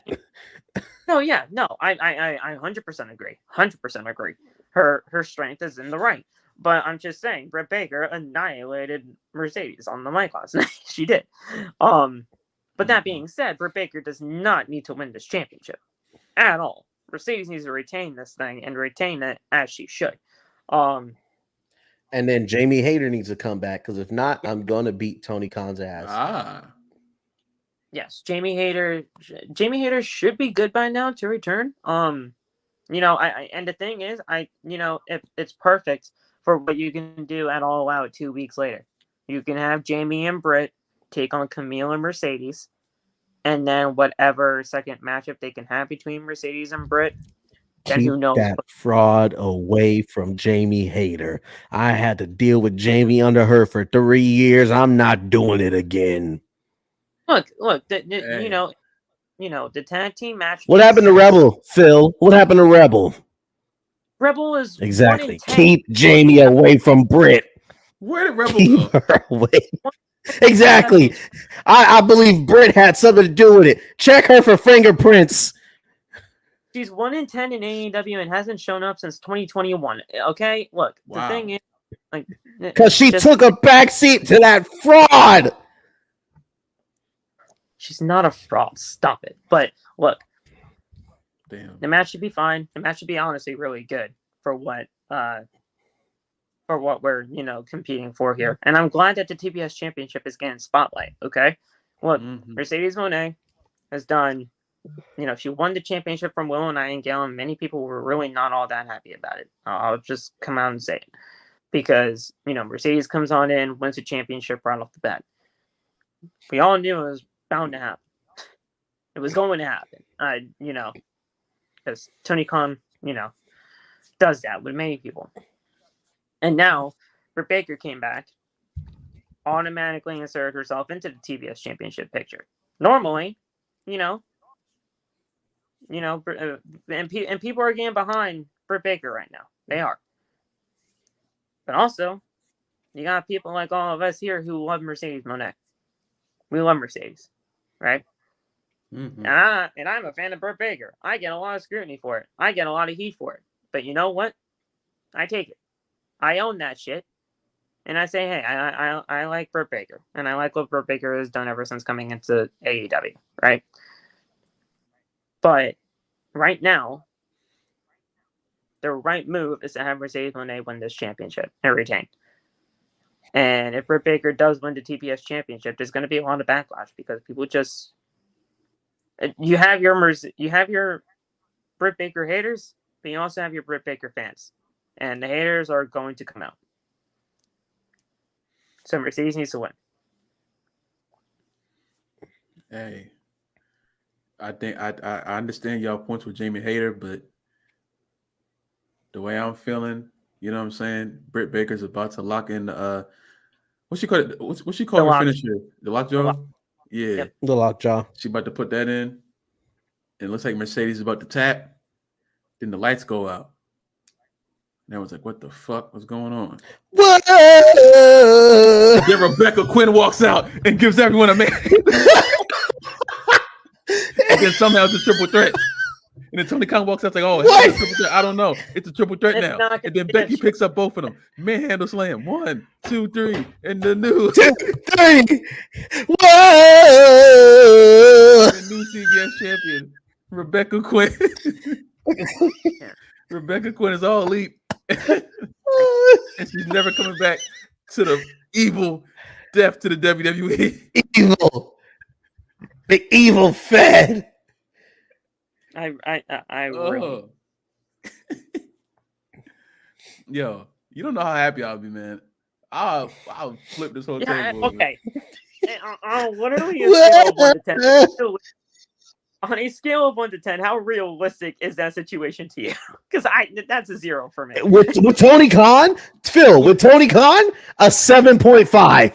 It's very realistic. I can give it a 7.5. Absolutely. I was gonna stand on 5 because I think it's halfway down the middle. I think there is a point that Becky Lynch is going to pop up here. The way I said it, probably not. That's the only unrealistic part is it turning into a triple threat. Everything else, spot on. Rebecca Quinn showing up in AEW, that's not the part that I'm saying is 100% not happening. That could easily happen, right? Like that could easily happen. But that whole scenario of the lights going out, manhandle slams, both of them being down, pin 1, 2, 3, new stack them and pin them. Roman Reigns. We're going home. Hey, they said the same thing with Bianca, but what happened? We don't talk about that, okay? We don't talk about that. That never happened. That never happened. Especially after Rebecca Quinn comes in after the lights go off and hit a manhandle slam. You see it? Whoa! Where's that? You see her right there? Why?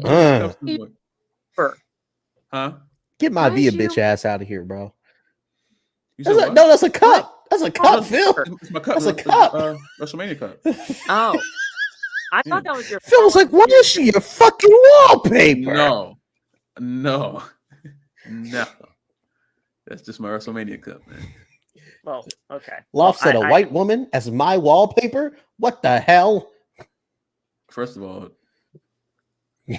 never mind. We're not going into that, okay? We're not. Never mind. I'm not even going to. I'm not even going to. Like I was going to make a joke, but I'm not going to say that. Like I said, I need new friends. I need them. My girlfriend is my wallpaper, so I need them. Damn it. I love these guys. But man, look. Everybody here is going with Mercedes because Mercedes Moné winning is just the right decision. It's just the right decision. And now that's not to say that I don't think Britt Baker actually does come out on top in the end of all of this, because I don't think this is the final time that they're meeting, because this is the first matchup that they're having. I just don't see this being a one and done.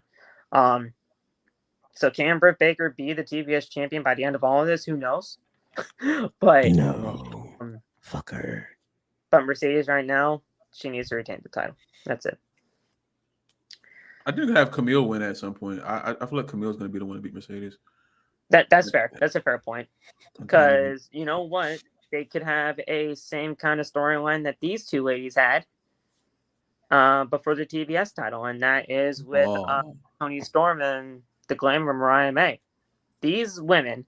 That's such a hard ass nickname. The Glamour. That's hard as fuck. Have the best. I'm saying it. It has been the best storyline within the women's division in AEW. Point blank, period. And I am even including the whole Britt Baker and Thunder Rosa stuff. I am. That's real. Because ever since Mariah May has shown up in AEW and did this whole partnership deal with Toni Storm, nobody even expected Mariah May to be the one in the position to where she is right now to potentially be the one to take the title off of Toni. But I've said it for months. And it was even before the whole Owen Hart Cup tournament started. I said Mariah May should be the one to dethrone Toni Storm as the AEW Women's World. And then the whole tournament happened with the Owen. She won the Owen. And now she finds herself here at Wembley Stadium for the title. Mariah May needs to win this championship. And it's not for the reasons of I'm sick of Toni Storm and her AEW Women's World title run. Her Women's World title run has been fantastic. And she's done amazing work with that title. Amazing work with the gimmick. But you have so much equity built in Mariah May. You don't want to waste that. And that is why you should have her win come Sunday. And become champ. I'm going Mariah. This is who you give the hometown win to, not that loose-necked motherfucker that you did it to last year. Don't even need to be talking about her because she lost last night, okay? Why did she have that match, doesn't she? Talk about the match up here. I don't know why. Somebody's explained to me why Saraya had that match. I didn't understand that. You know, because she wanted to be a part of Wembley too, but she doesn't get to be a part of it because she lost. Talk about the match. Good. I was just confused on why she had the match. Because you wanted to be a part of Wembley. That's all. Yeah, that's crazy.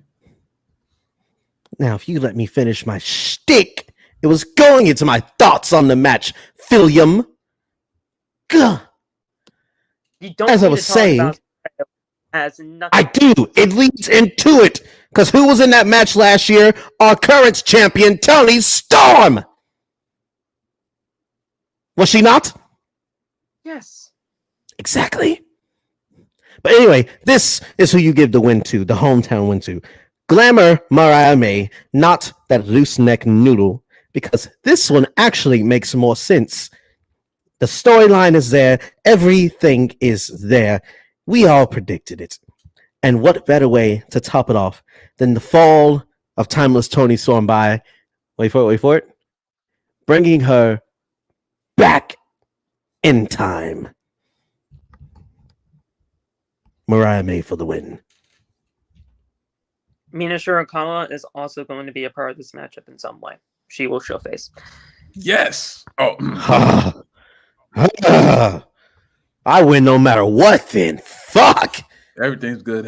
There's a lot of good things happening in this match. That's good. It's very good. Mina Shirakawa will be in London and she will show face in this matchup because she has partnerships with both of these ladies. Mainly Mariah because of Stardom. Can she have a relationship with me?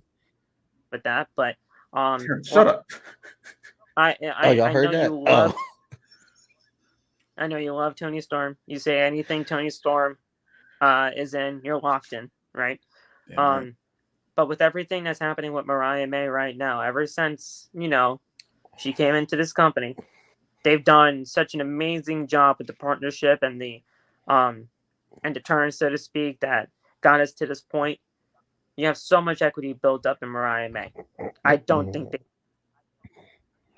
Yeah, I mean, to me, Toni Storm has been the crown jewel of AEW. I feel like she's the best thing to have going on because it's so derivative from what she was doing in the WWE, and it's like she is like a very. I applaud whoever thought of that whole gimmick of hers because it's a She very thought original gimmick. it was her original alone. Oh, she's fucking amazing. Um, it's an original idea. It works for her because for some reason she's just really good at that. And Luther Butler also helps with that. Yeah, absolutely. In a way, also it's fixed their presentation as well because now they're forced to like turn the show to what her personality and what her gimmick is when she's on TV. The black and white stuff is great. When they did that split screen with her and Deonna Purrazzo, that was the coolest. I was like, oh nah, that's fucking awesome. I didn't know they could do that like alive. That shit was kind of fire. The color, that shit was fire. But yeah, Toni Storm has been my favorite part of AEW so far, like this for a little bit now. So, but I definitely think Mariah May is a great person to beat her. The whole heel turn, I was watching through my fingers when she attacked her on top of the ramp when she hit her with that was freaking barbaric. But that's how you sell a feud like that, and everyone was waiting for Mariah to do it. It was just and the thing win, is, you know, we have been hearing for ever since Toni has had this gimmick to watch out for the shoe. The one thing that she did not do when that turn happened was watch for the shoe, and she was left a bloody mess because of a shoe. Crazy, they've done that, and it became a full circle type moment. And now Mariah is on top of the world with that kind of stuff. So good for her. I will say this too. I thought what they were going to do is have Saraya a part of the feud itself. I thought they're going to make it like a triple threat for a minute. Yeah. I wasn't aware of what Saraya was doing. I just knew that she wanted to be in the match. Because like you can run the whole Outcast stuff, I guess, with her and Toni after this feud because I don't have a problem with Saraya. I just think that this has to be the only person besides me because I mean, I don't like her per se, but I don't have a problem with her. You're probably the only person that really doesn't have a problem with her that I know. No, she hasn't done anything belligerent to me, so I have no problem to, you know what I'm saying? But I think she's in a weird spot. Dude absolutely hates the woman for what? She's just in a weird spot. I think because I still don't even know how to like process in the company. What has she done in AEW? Saraya. Yeah, sure, she won a championship, but it was for the pop, and she lost. Yeah, it's just I don't know. I don't know about Saraya. It's just people called her a game changer as soon as she came into the company. I didn't think she was gonna be. No, I mean, I was worried about I'm trying to. It was the health situation for you. Yeah, because that's what I was afraid of, and she to me is an anomaly because her, Brian, and Edge, for some reason, somehow God gave them another chance with their injuries. You know. Yeah, they somehow came back from that. Yeah, they're freaking amazing. The three of them. It's just with Saraya, it was different because I feel like she's been directionless in AEW. Brian has always had a direction. Copeland has had a direction since he's been there. Saraya has just been there, just wrestling for no reason. I'm like, all right, you're putting her at risk for what? You feel me? If you don't have anything to do with her, what do you just have her there? So I thought they were going to try to interject her into the storyline, but since they're obviously not doing that due to what they did last night with Dynamite, Mariah May definitely is the one to bring the future into. Will bring the next. She's the next generation of women's champions in AEW, and I think that Toni's been champion for a long time. So I think that you have someone who can be. You have a perfect predecessor in Mariah May right there that you've built up damn near perfectly. You feel me? So if Toni Storm does find a way to retain, I won't be mad at all. Maybe they want to do it and have her Mariah win it all out or something like that. But if it was me, I definitely would have put the belt on Mariah May on Sunday. I think it's time to. Right now in AEW, she's been in 8 matches. in 2024. Who? Saraya. Oh. She's been in 8 matches in 2024, won 2 of them. How do you pronounce her name? Saraya? Saraya. It could be either or, but I think it's A in a way, like, Saraya. But she's been she's spiraling for me. 24 right now. She's not really doing anything all that special, and look, and there's this whole rumor of her going back to WWE. I don't want it. I don't think that's a good idea. She can stay where she is at. That's a good idea, though. It's not a good idea. And does Paige even really fit in today's landscape of women's wrestling for WWE? No. Yo, Nate, I think they'll find something to, if they were to bring her in, they'll find something for her to do. It's just nah,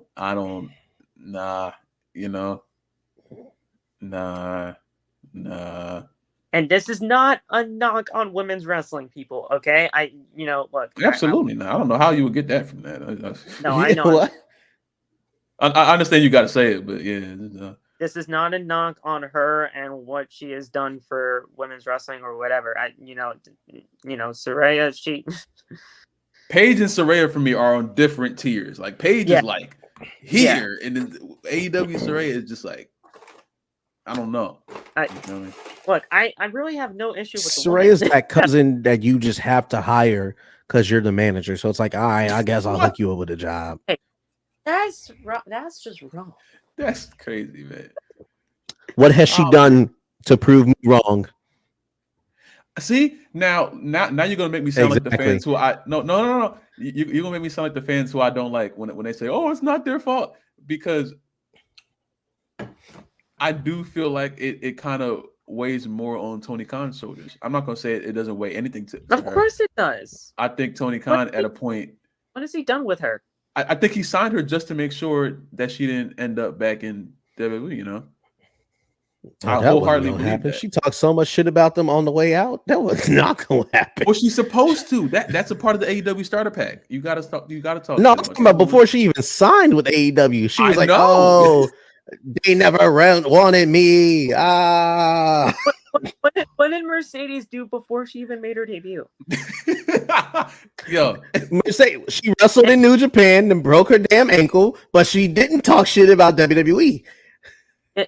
Well, she said that she was going to go back to WWE before she even made it to Boston. She said she was going to go back, and now she done changed her mind. She's like, "Well, no, I don't know if I'm going to go back." No, she will. She's getting paid. She definitely is. She's gonna get that paycheck real quick for the next 4 or 5 years. I don't think that was a good idea. 2 days before you actually made your debut in Boston to talk, saying, "Hey, I'm going back anyway. Go ahead." What was Tony gonna do about it? No. Tony wasn't gonna do shit about Mercedes, when like did you say that? And bitch. And you apparently she's supposed to come back. I don't understand why AEW didn't even use that in the feud with her and Britt. That's what I was worried. They could have went to a different level with this Britt and Mercedes thing. You could have used so much. She has so much already. Phil, the only person they let use WWE hits is MJF, and it's always the same fucking one. You slept with the boss's daughter. I'm the hottest free agent. It's the same shtick. Here's the thing. This would have made sense, though. This would have made sense. And the thing is, I get it. People don't like it when AEW just says anything about WWE on their product. And I get that. And honestly, I agree. But when you have a situation like this and a feud like this, use it. Use it if you have it. It would have made sense here. I think it's corny, but it definitely would have made sense here. If you have it. If you have a history, use it. And they finally started doing that last night when they did the whole you were one of 4 and I'm one of 1. They finally did that. And that was cool. That was really cool. That was a hard bar. But now that you've done it, you use more of that. And people can get behind it. Yeah, like Lon said, it's probably going to come off corny. And you know what? It probably is. But it makes sense. Do it. Just like what Brian Danielson said to Ospreay. Do it. And we'll talk about Will Ospreay right now. Because he's trying to get that quote unquote American championship, but it'll turn back to the international title when he wins it back. Tyler, MJF, this is what I want. MJF won the championship in a 59-minute, 58-second banger on Dynamite at Dynamite 250. It was fantastic. One of the best matches that AEW has produced. And he won the championship in a great match. Can't say anything bad about that. I loved this feud, mainly because of what they hit on last night, and a lot hit on it earlier. That pulled this matchup for you, and I'm glad it did, because that's exactly what it was supposed to do. That's exactly what it was supposed to do. This feud is based and built on jealousy. MJF said, that's genius. MJF said that everybody loved him in AEW until Will Ospreay showed up and ruined it for him. And that was also another great line and a pivotal line in that promo, because it's true. Everybody loved MJF and what he was doing at that current point in time, right? And then Will Ospreay showed up, and everybody started to love Will Ospreay because Will Ospreay is Will Ospreay. And MJF got jealous of that. He took the title from him, made it the American Championship, is now in these obnoxious American-like suits. He's become an American hero. And though people think it's corny, and I do believe it's corny too, MJF's work is MJF is doing some good work right now, but so is Will Ospreay. And Will Ospreay, guys, he said that he would never use that Tiger Driver in 91 ever again because of what happened to Brian. But Bryan Danielson said, do it last night on Dynamite, because that's the only move that's probably going to be able to stop MJF. And we're going to see that on Sunday. Now, Tiger Driver 91 will get hit, and Will Ospreay wins that title back, in my opinion. Yeah, I mean, the only thing is, I think the greatest part about this match is the and they said this last night. I think MJF said it, the facts over feelings aspect. I think that's that's an awesome way to go about this match. Yeah, Is a feeling. Because it makes a lot of sense. You know what I'm saying? MJF has results, but Ospreay has the crowd's attention in his hand at all times, you know? So it's like, what means more? This fight is more about the championship. Now it's about just what means more. And then MJF revealed how jealous he is. So that's another layer to it, you know what I'm saying? The only thing is, I don't see, I feel like there are too many people in wrestling as a whole that say they're the best wrestler in the world. And I don't have MJF in my top 10 best wrestlers in the world. Just off of, I don't know. I really don't know what people see in him when they call him the best wrestler in the world. I think he's great at what he does. You know, I don't think he's the best wrestler in the world, but I do believe he is he's a fantastic pro wrestler. Absolutely. He's very good. He's one of the top ones in the world to me, but he's not the best. Yeah, he's slightly underrated in a way to me, slightly at times. Sure. But I don't see him. I don't see him, and he's not in my top damn near anything as far as wrestling goes, because I don't think he does anything at a super high level. But you're in the ring with people like Brian and Ospreay, it elevates you, you know? Yes. No pun intended. So Ospreay is so good at what he does.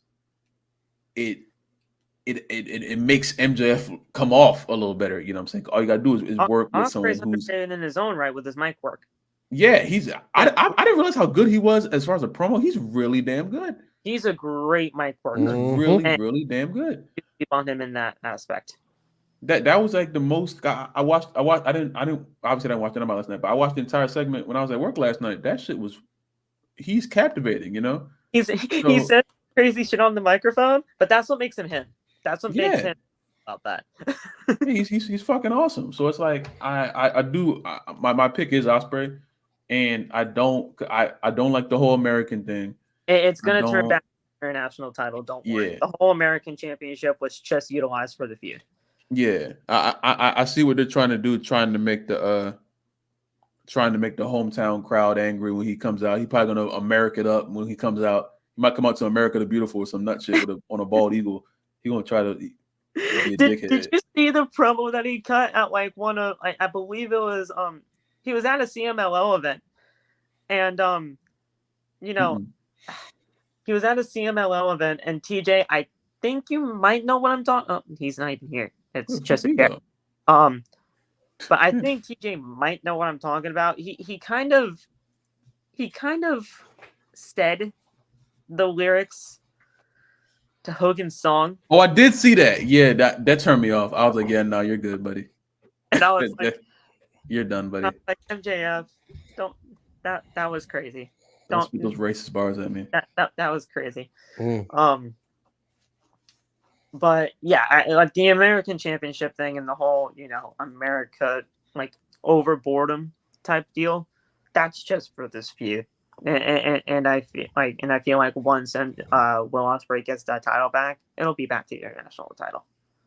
Tyler, don't curse at me again. Don't curse at me again. It's not my man's. I'm about to say, what you mean, y'all's man's? That's Your man's, damn it. It's not y'all's. Nope. Nope. I do not support that. But nah, it's just I think the match is going to be excellent. Ospreay is damn great, and MJF is going to work off that pretty damn good. Tiger Driver, we go home.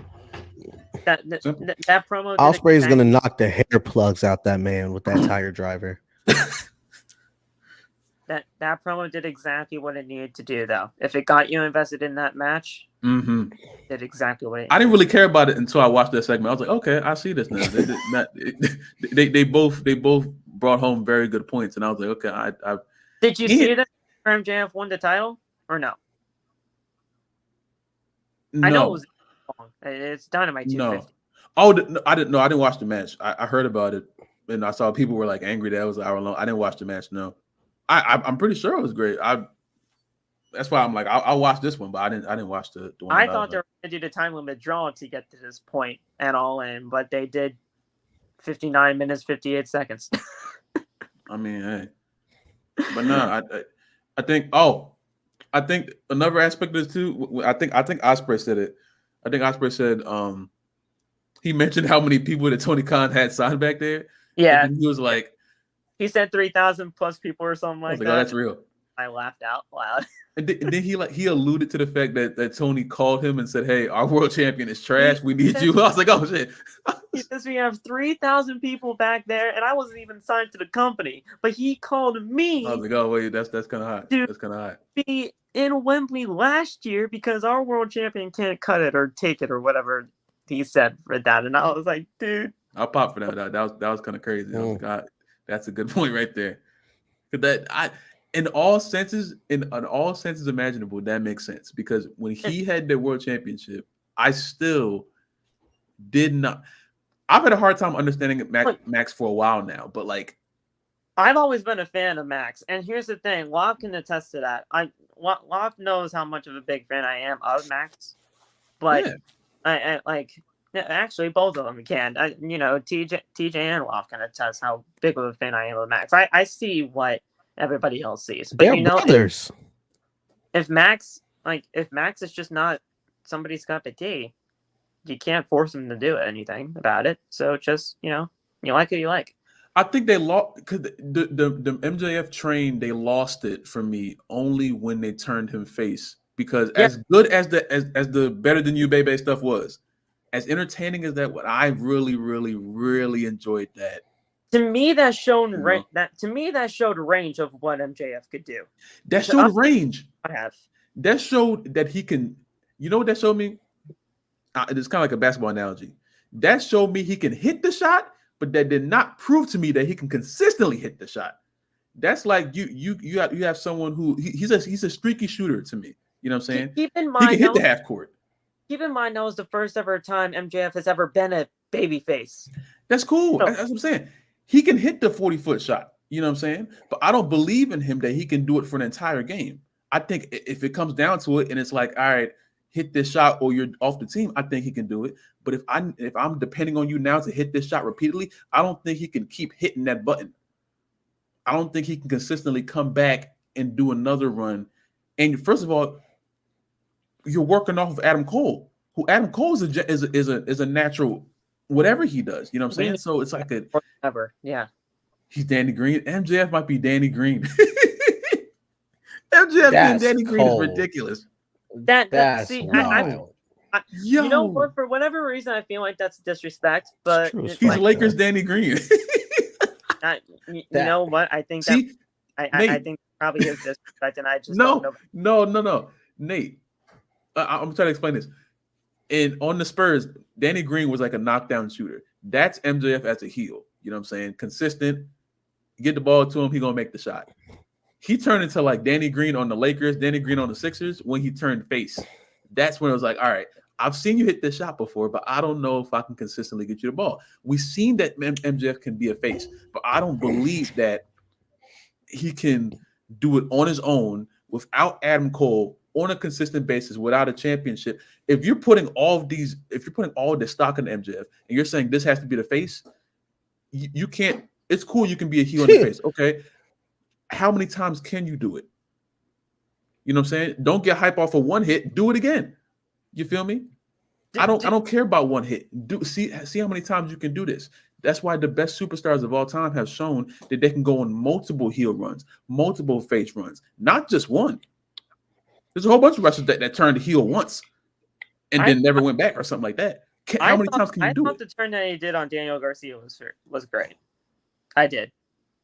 I thought the turn that Daniel Garcia was fantastic, and that really, that finally got to the MJF back, to what I was wanting out of him, because MJF obviously to me has been a way better heel than he was a babyface. But to me, I don't think the babyface run was all that bad. I just think people weren't really all that comfortable with it because it was not something that people were used to with MJF, and I get that. That's not that's not something that I'm going to knock on, because MJF as a heel, that's the only thing we've known.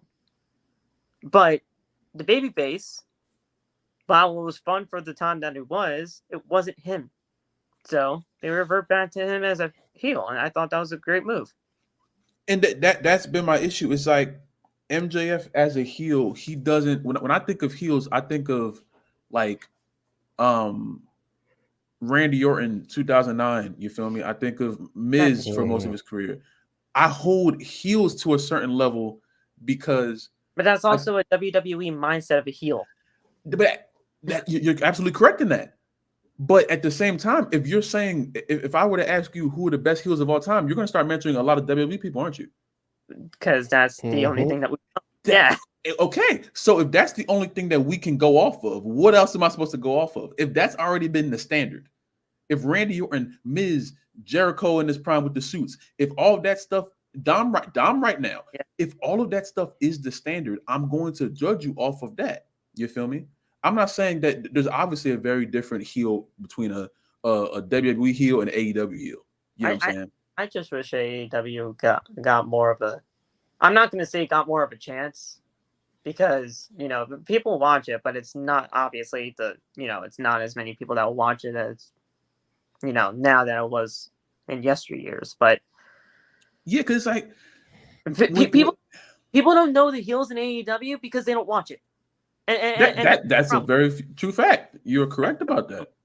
You got to get people to watch your show. That way people know what you can expect out of your heels and baby faces in AEW. It's like I'm trying to think. I'm trying to think. 'Cause even when I think I'm more passionate about the heel thing, because when I look at heel, when I think about the best heels, I strip them of what they are, like just of their personality.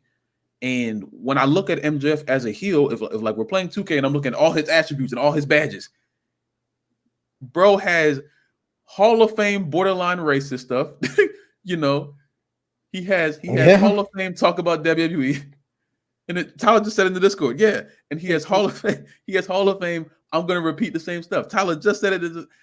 That stuff. Don't forget, he has Hall of Fame. I'm gonna sleep with your whoever, or you're a virgin. Also, Yeah, and guess what? For the crowd, for AEW crowd, that worked. Remember when we were talking about MJF coming to WWE, and we were like, we don't want him to become dyed MJF. When we were talking about that, like, so watered down, it's not even funny. That's cool. They were already going to put him, but like when I saw him as a face, that gave me a glimpse of what he would be like on Raw, and that made me sick to my stomach. Because I'm like, okay, you have someone who's so this way as a heel. He's so talking about people in the crowd. Oh, you're fat, throwing water in kids' faces. He didn't give a damn about nothing. All that do was this and a drop kick, you know, and then exploded. And there's no consistency because when MJF came back, what pay per view was that? When he came back with the jacket on, with the Triple H jacket. Oh God. It was Revolution, right? It was Revolution or Double or Nothing. No, I don't think it was Double. It was one of those two. It was either Revolution or Double or Nothing. Yeah. When he hold up 1 second. When he came back with that, when he came back to the Double or Nothing. Yep. Yeah, when he came back Double or with that, Nothing. Okay, I thought so. It was like, all right, bro, you have something. You have something with this. And he was saying, oh, I'm not gonna do any more kangaroo kicks. Bro did a kangaroo kick months, weeks later. It's like there's no consistency. Bro, that nigga came back dark as fuck too. He was damn near my shade. He was tan as I was fuck. like, what the fuck am I looking at, bro? Who is this? There's no consistency in MJF, bro. He did the Triple H, return from what was it? It wasn't OT. Madison Square Garden, January 2002, a few weeks before the Rumble. Yeah, it was OT. So I mean, he did the whole Triple H thing. I thought he looked cool. I did. I thought he looked really cool. And the fact that MJF was back, to me, MJF being back in AEW at that current point in time was the shot in the arm that AEW needed.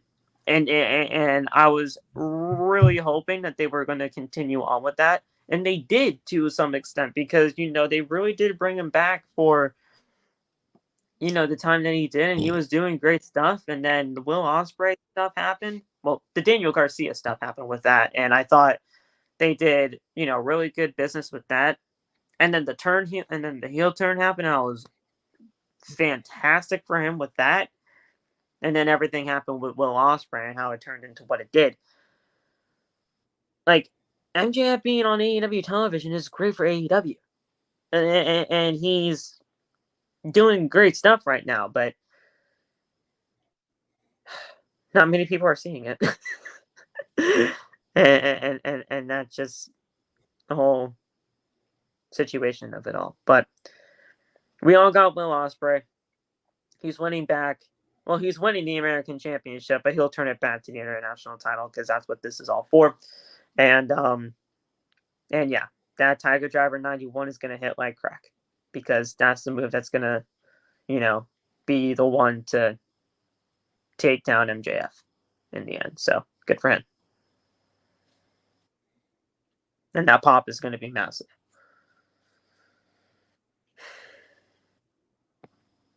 And finally, in this match, we're gonna have a chat about this one. I feel like we talked about that match. We talked about the American Championship match for a long time. This matchup here for the world title, we're gonna have a discussion about this because this one has a lot of stakes behind it, and it involves two guys who we all absolutely love in this business.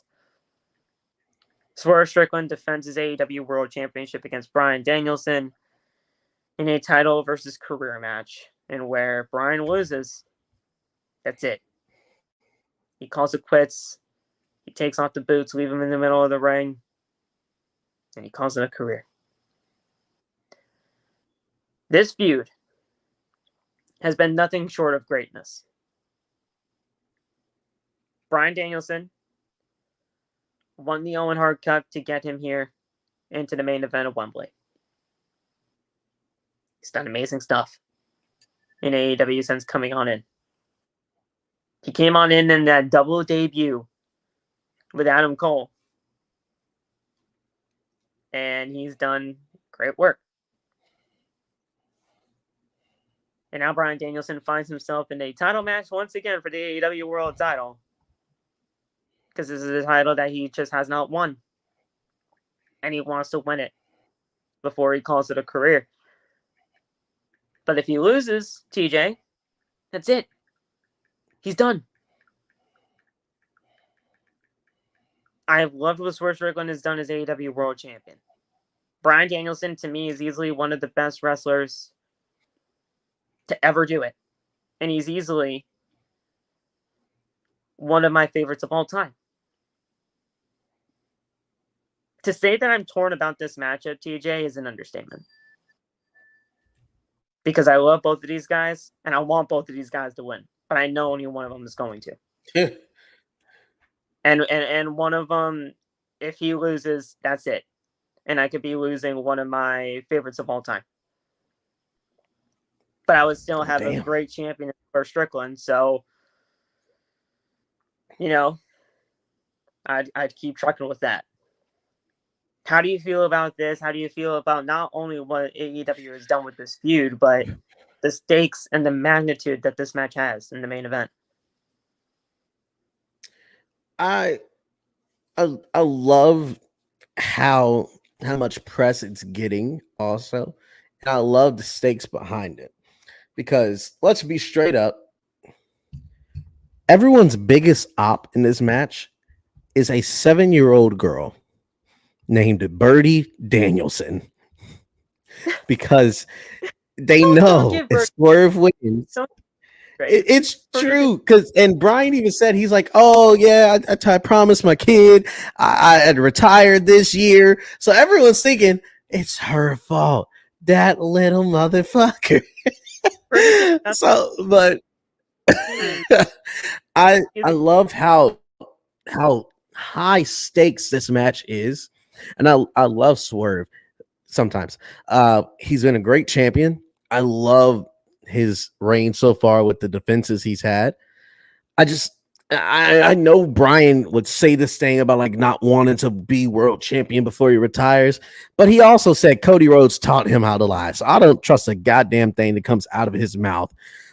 But I need him to win this because the last world title he held was the eco-friendly one back in late 18, early 19.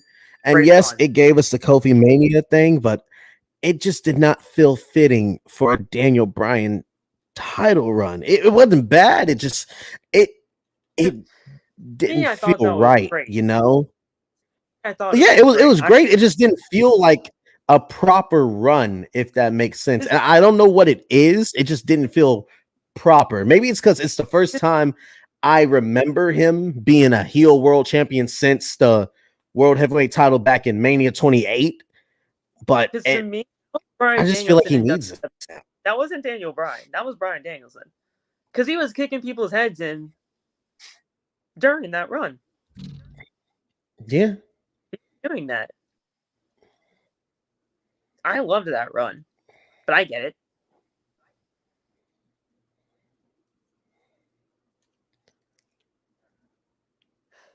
Hey. Wow. How do you feel about this, man? This has so much stakes behind it. Hey, I ain't gonna lie. This is my thing, bro. This is my thing. I understand people want Bryan to win because they don't want Swerve to be the one to retire him. I understand people want to see Bryan wrestle forever because I do too. If Bryan loses that match, I'm gonna start crying on right in front of the damn monitor. I'm gonna actually start crying because that's gonna hurt me really, really bad. My thing is this.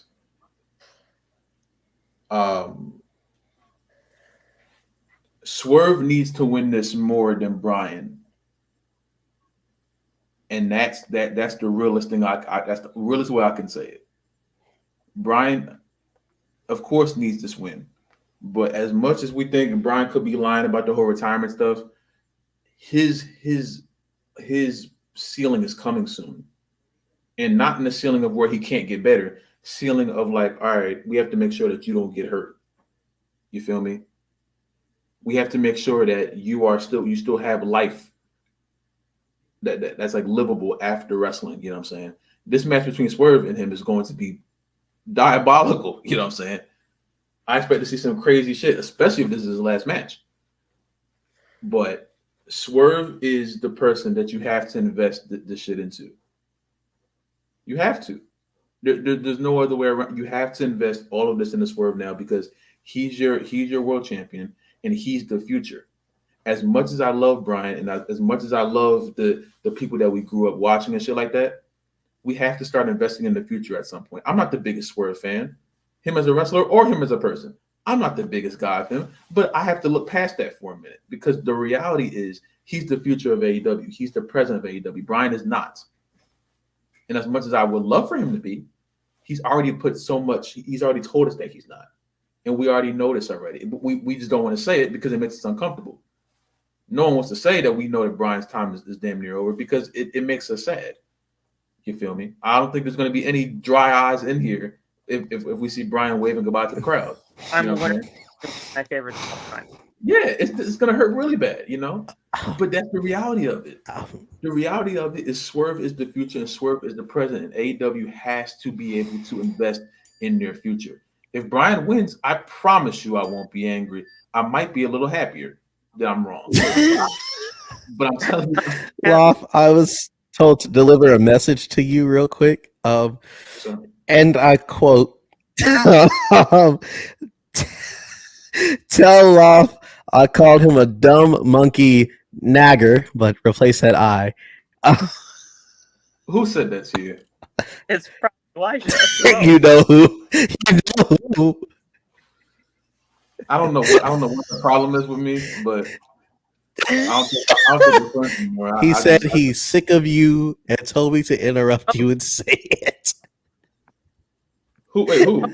Tyler said that? Or Lifer? Yes. Tyler. Oh, man, fuck Tyler. I'm tired of him. I'm tired of him. I thought that was you. I'm so beyond tired of Tyler. I'm so beyond tired of him right now. He just, you know what Tyler's problem is? You know what Tyler's problem is? I will call him right now, and he ain't gonna have that same energy. I will press him. I will call him on his phone right now. He ain't gonna have, hi, bro. No. Hey, bro. He ain't gonna have the same energy. You know what I'm saying? He forget he employed to my damn company. He just shut up. Anyway, and we all understand. We all understand what the aspect of this match is, bro.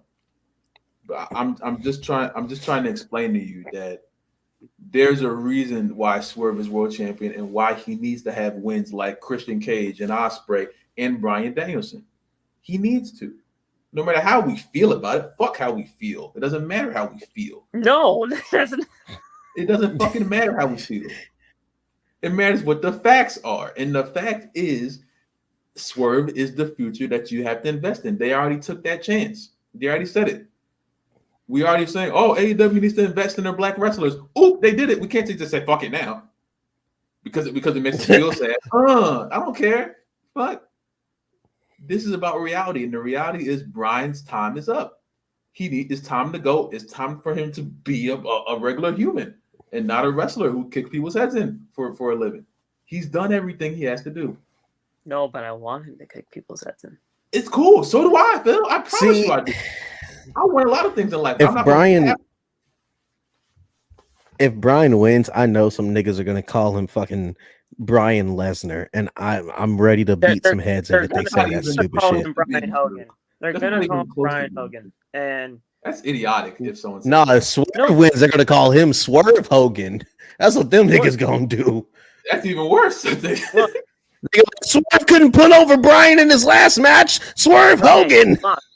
Look, is it really out of the possibility that something like that can happen when something? Well, wrestling fans are stupid. Literally happened to Sami Zayn months ago. Fans are idiots. So I mean, it literally happened to Sami Zayn a month ago. Yeah, Sami Zayn being called Hogan is crazy.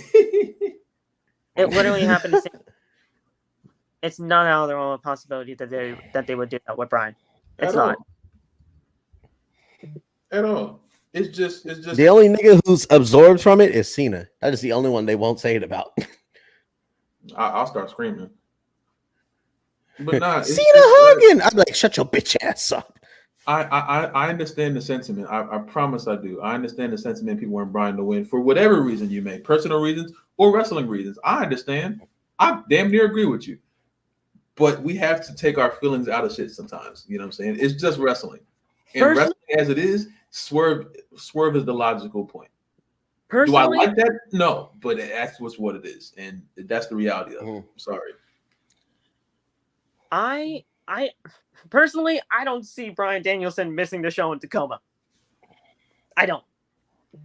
You're right. You're very right about Tacoma.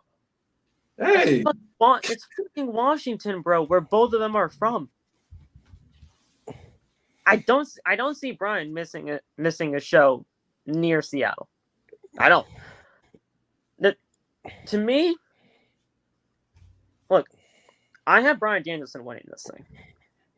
That's real. Is it the right decision? That's real. Is it the right decision? I don't know. I don't know if it's going to be the right decision. But if it's going to happen, it's going to happen. And have I loved what Swerve Strickland has done as the first African American AEW World Champion? 100%. I wanted it to happen. I'm so glad it happened and it did. And he's done an amazing run. I can't fault him for that. And honestly, when he won that championship back in Dynasty, it was the right call. It was the right call, 100%. I saw that video package that AEW aired for Bryan Danielson.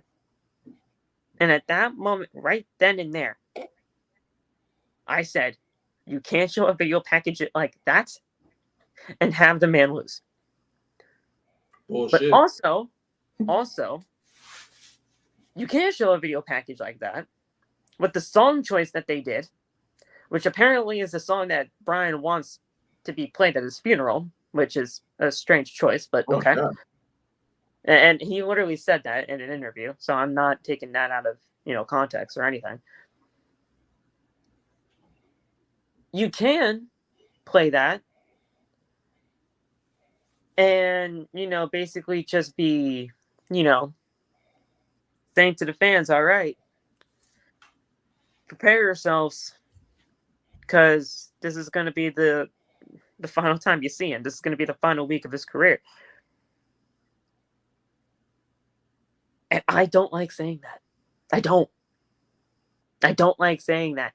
And the only reason why I say that I just don't see Bryan missing that show in Tacoma, Washington, is because if Bryan Danielson wins that AEW World Championship here and goes on to defend that title in Tacoma at what's this show called? I want to get it right. I think it's World's End that they're doing in Tacoma. Or no, it's Wrestle Dream. It's Wrestle Dream. It's Wrestle Dream on October 12th. So October 12th comes around, Tacoma, Washington. He defends the AEW World Championship. Who knows? Maybe it's against Swerve again. Maybe Swerve wants to get his luck back. And he wins the title back. Yeah, sure. It's 2 months that Swerve still could have been champion. But at least Bryan Danielson could say that he was AEW World Champion and retire happy in the state of Washington. Now, like I said,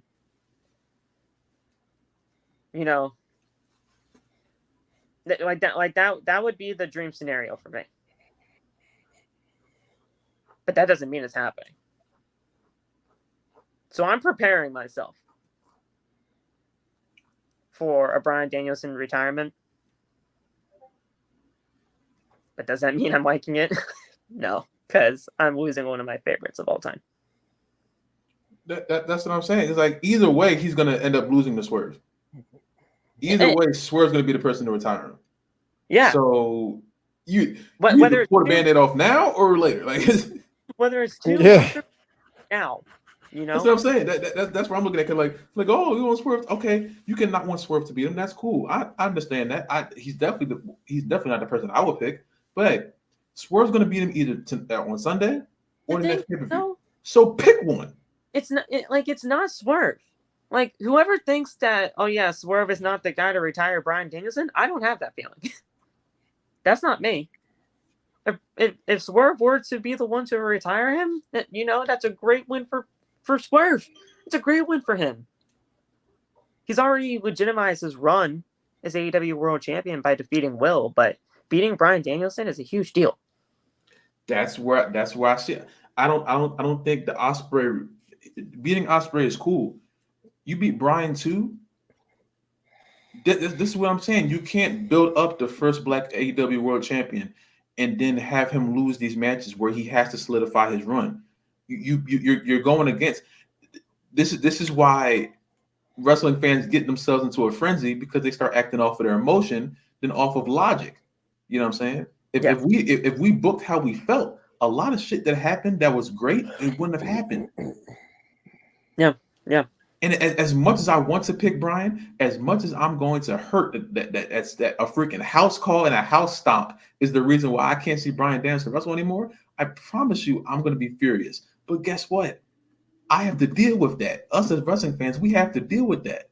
Swerve is the future, no matter how bad you hate him.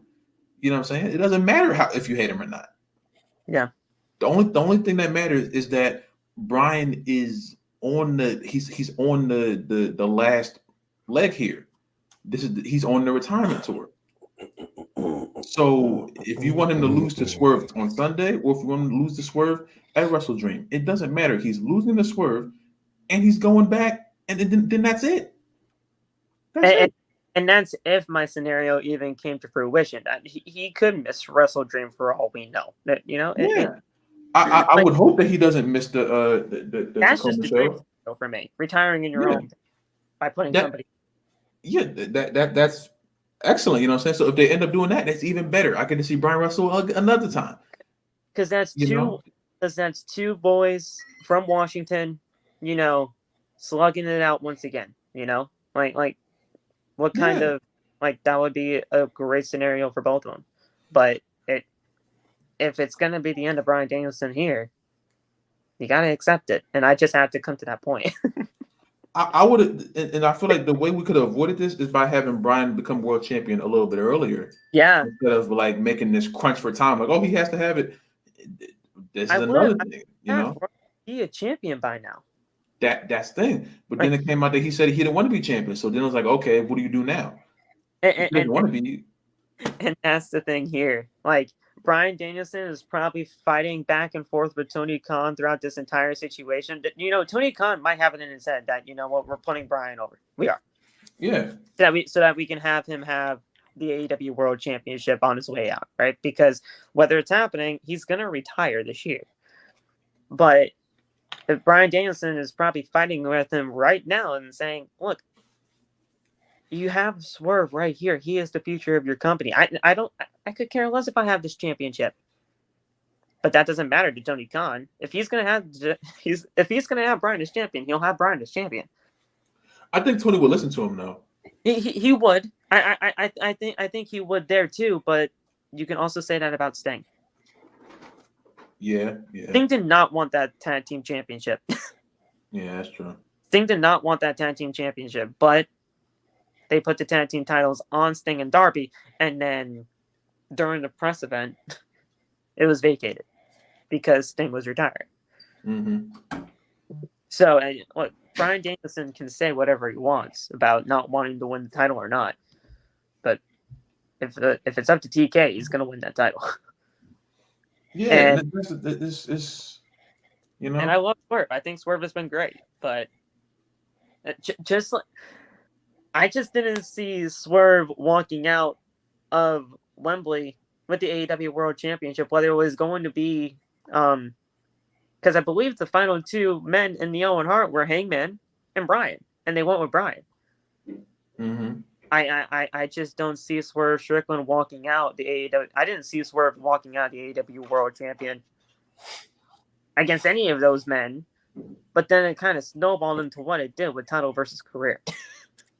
Yeah. So it's worked. It's worked so well to get to this point, and I promise you, my heart is saying, Brian. And that pro last night did everything it needed to. Yeah, that pumped me up even more. That made me want to see Brian win even more. And Brian wore the freaking flannel shirt again. I want Brian to kick the dreads off of Swerve's head. I promise you, I do. Brian won. Promise you, I do. The last time you retired. But if they decide to have Swerve go over, I'm not gonna. I'm a boo in the moment, and I'm a cry, and I'm a punch. I'm gonna be angry at the moment. But then when the emotion passes, I'm like, I understand why you had to do that. It's gonna be like, yeah, that was the right call in the end. But yeah, you know, and that's the thing. You have to be able to like look. You have to be able to look at wrestling like that at some point. You have to. All I'm gonna say is I'm so glad that I got to see Bryan Danielson throughout this last run. I'm so glad I got to see him. You know what I'm saying? Like here's the thing, like Tyler, what? I let Brian Close. Oh my god. See, y'all keep highlighting his comments, and he's gonna keep saying belligerent things like that. Put him in timeout now.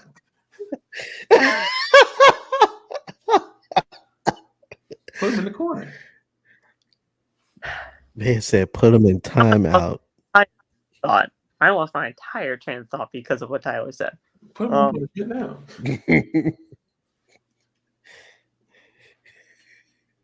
Shit! Now I don't even. That man Phil had something to say. I had something I wanted to say. Say. What is that? God Who damn. was that? Who was that? Roman when he was in the locker room with dudes goes. Oh yeah. Hey, something I wanted to say. I wanted to say. Shit! He's right, like, well, you my know bad, what? Oos, my bad. Figure it out. So look. You're speaking on Dan's time making sense. I know I'm making sense. I don't want to. I'm not trying to be mean. I'm just trying to let y'all know that. No, he's saying that's what Phil was saying. Phil was talking about it making sense. Oh, Phil at last talked about the flannel and some shit. Oh well, yeah, he wore the same goddamn flannel shirt that he did the first time he retired. When he did that whole "Let Your Dreams Fight for You" or something like that. That whole speech.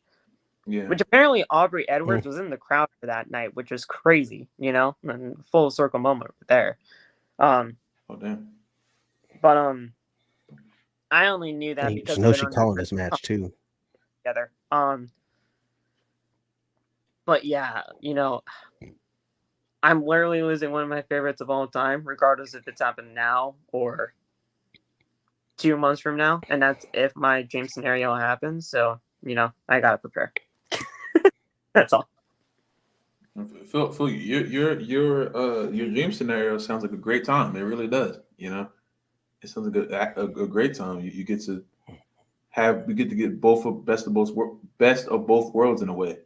Your hometown, put Swerve over in his hometown, and you know you're good to go. But you know, but it's just I don't know. I why do you have my picture? That's crazy. That's my picture. I don't know. I can change the picture if you want. I just don't know if you'd like it. You already have it. No, you're good. Look. What the hell is Isla that Dawn one? action. Oh. Wow.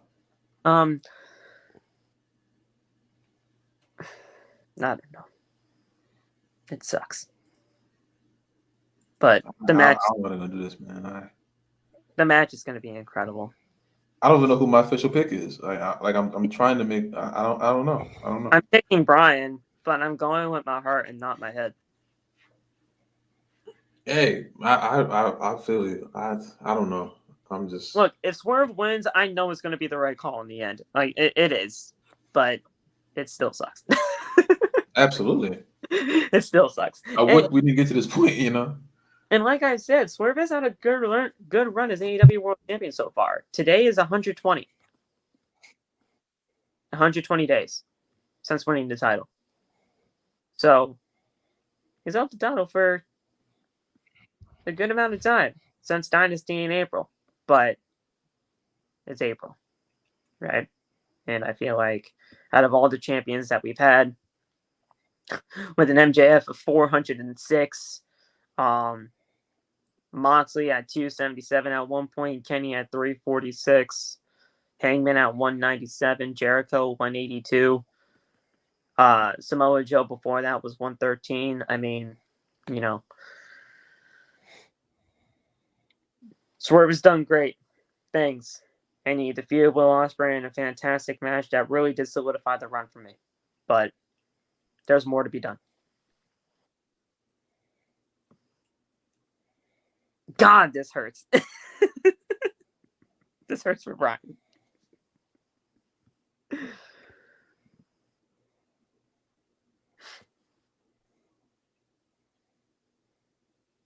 Anybody else there? Oh, damn.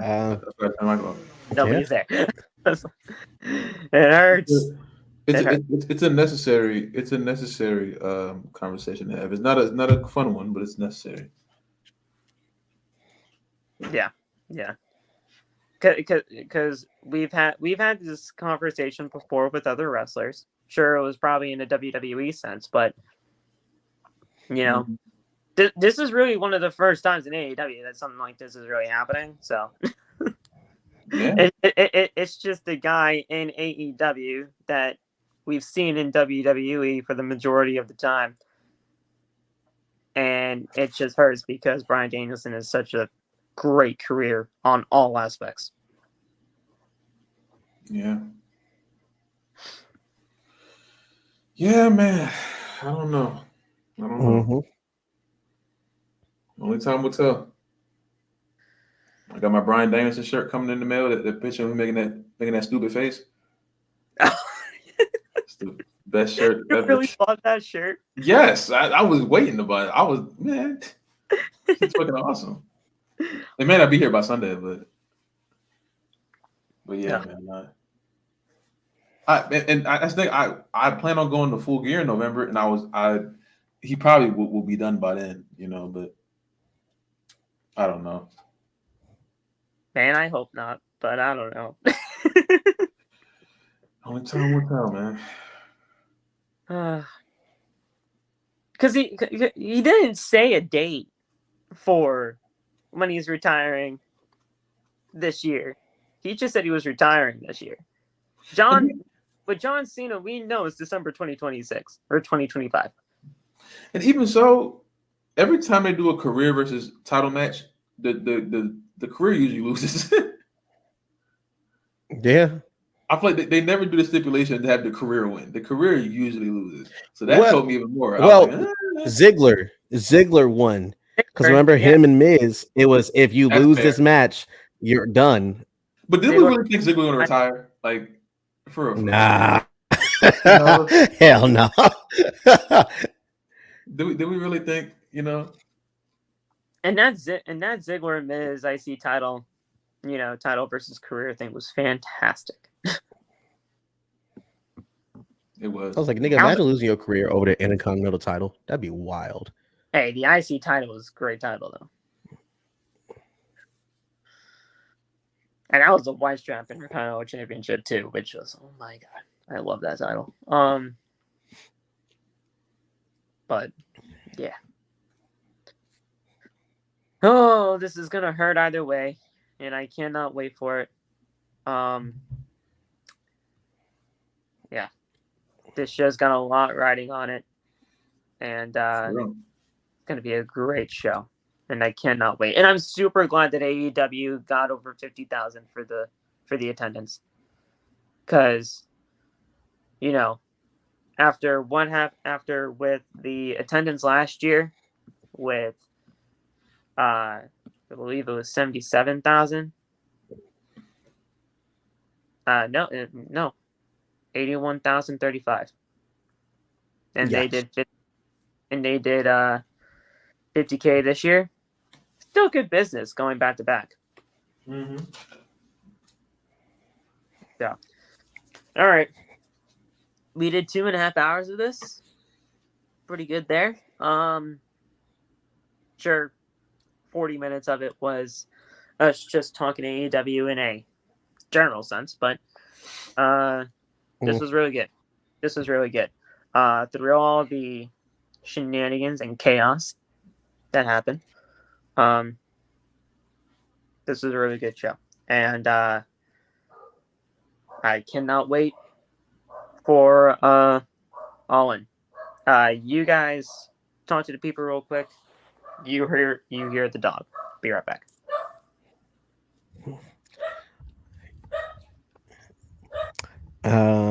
Yeah. So we got a stacked weekend. SmackDown tomorrow night, Bash Saturday afternoon, and then All In on Sunday. And then Raw the next day, NXT, Dynamite. It's a stacked week for wrestling. Like, holy shit. I love it. Yeah. God, we have so much fun as wrestling fans. But yeah. I think Shane McMahon we're gonna bring Shane McMahon back. Oh yeah, he got the money. Y'all gonna see that on Sunday, so just be ready for that. God, imagine Shane shows up. Do it. I'd lose my goddamn mind. If it were me, I'd probably have money. I'm in New York. I mean, it's right there. Money in New York, that whole deal. But then again, there is only 5,000 people in the building for that. That is kind of weird. Look, if Shane shows up in AEW, look, we can talk. We didn't even talk about that during the AEW as an overall sense there, but yeah, I've heard so many opinions on that whole situation. I don't know if you guys want to even say your piece on that real quick before we get out of here, but yeah, I've heard. Are we doing predictions for Bash? Yeah, that's next week though, isn't that? I think so. No, it's this Saturday. What? No, I'm pretty sure it's this Saturday. I'm pretty sure. I'm pretty sure it's this Saturday. No, it's not. Is it not? Oh no, it might be next Saturday, 29th. It might be the 29th. It's August 31st. It's next week. Okay. Oh, okay. Yes. Well, wait, August 31st. That's a. Okay, yeah, that's a Saturday. Saturday. Okay, I thought it was this Saturday. I was like, why did nobody talk about the damn show that's this Saturday? Okay, that makes sense. All In is the 25th, which is 3 days from now. And then Bash is next weekend. But yes, we will be doing Bash and Berlin predictions as well. Probably next Thursday, if everybody's down for that. Because, I mean, that Friday Night SmackDown, what else is really going to happen? There's 4 matches on the card. If there's going to be one match added, it's probably that United States title match. Yeah. So, or unless the United States title is on SmackDown. Oh yeah, No Mercy also. Well, you guys can talk No Mercy if you want. But yeah, I was just thinking about doing Berlin stuff. Because isn't Berlin, obviously, is a time difference. It would be 1 p.m. for us here in I'm assuming so. Yeah, I'm pretty sure. Because it's 1 p.m. for here in London for All In. That's the start time for this show. I don't know. Berlin, Germany. That whole deal. All right, we'll figure it out. But yes, next week we will be doing Berlin predictions as well. All right, guys. That's it for All In 2024 predictions. If you guys enjoyed it, make sure to hit the like button on your way out. Subscribe to the channel if you have not already. Turn on the bell for all notifications. Because when we do go live, it's just like this. It's chaotic. It's shenanigans. But you guys seem to love it because you guys keep coming back for it. It is what it is. Maybe it's because of the way we do things. Who knows? But we appreciate it nonetheless. And yeah, if any of these two have anything else to say, now's the time to say it. The PlayStation Portal is trash. Very much I so. could before you picked that up, dude. It's really bad. I got my money back. Since Bash is not this Saturday, we are doing the TJ Gatsby birthday stream. So pull up because we're gonna have games. We're gonna be doing the Jackbox party pack shits. We're gonna be doing a bunch of shit, games, probably some World Cup things. Might see what else we got, but yeah, and we're gonna be pulling niggas up from the chat because we're gonna be doing it on a Discord VC, so we can just bring y'all up. So yeah, stop by Saturday, 8 p.m. Eastern, 7 p.m. Central. Y'all know the vibes. Yeah. Of course we're gonna have drinks, Tyler. Yeah. Yeah. All right, guys. Enjoy the weekend. If Brian Danielson is done, thank you, Brian. We'll all probably share a cry together. Yeah. And yeah, it's gonna be a fun time regardless, and I cannot wait to see this show on Sunday. It's gonna be fun, and AEW is gonna have good business on Sunday. So thank you guys. We will see you guys when we see you the next time around next week for Bash and Berlin predictions. And until then, we'll see you guys when we see you. Have a good one.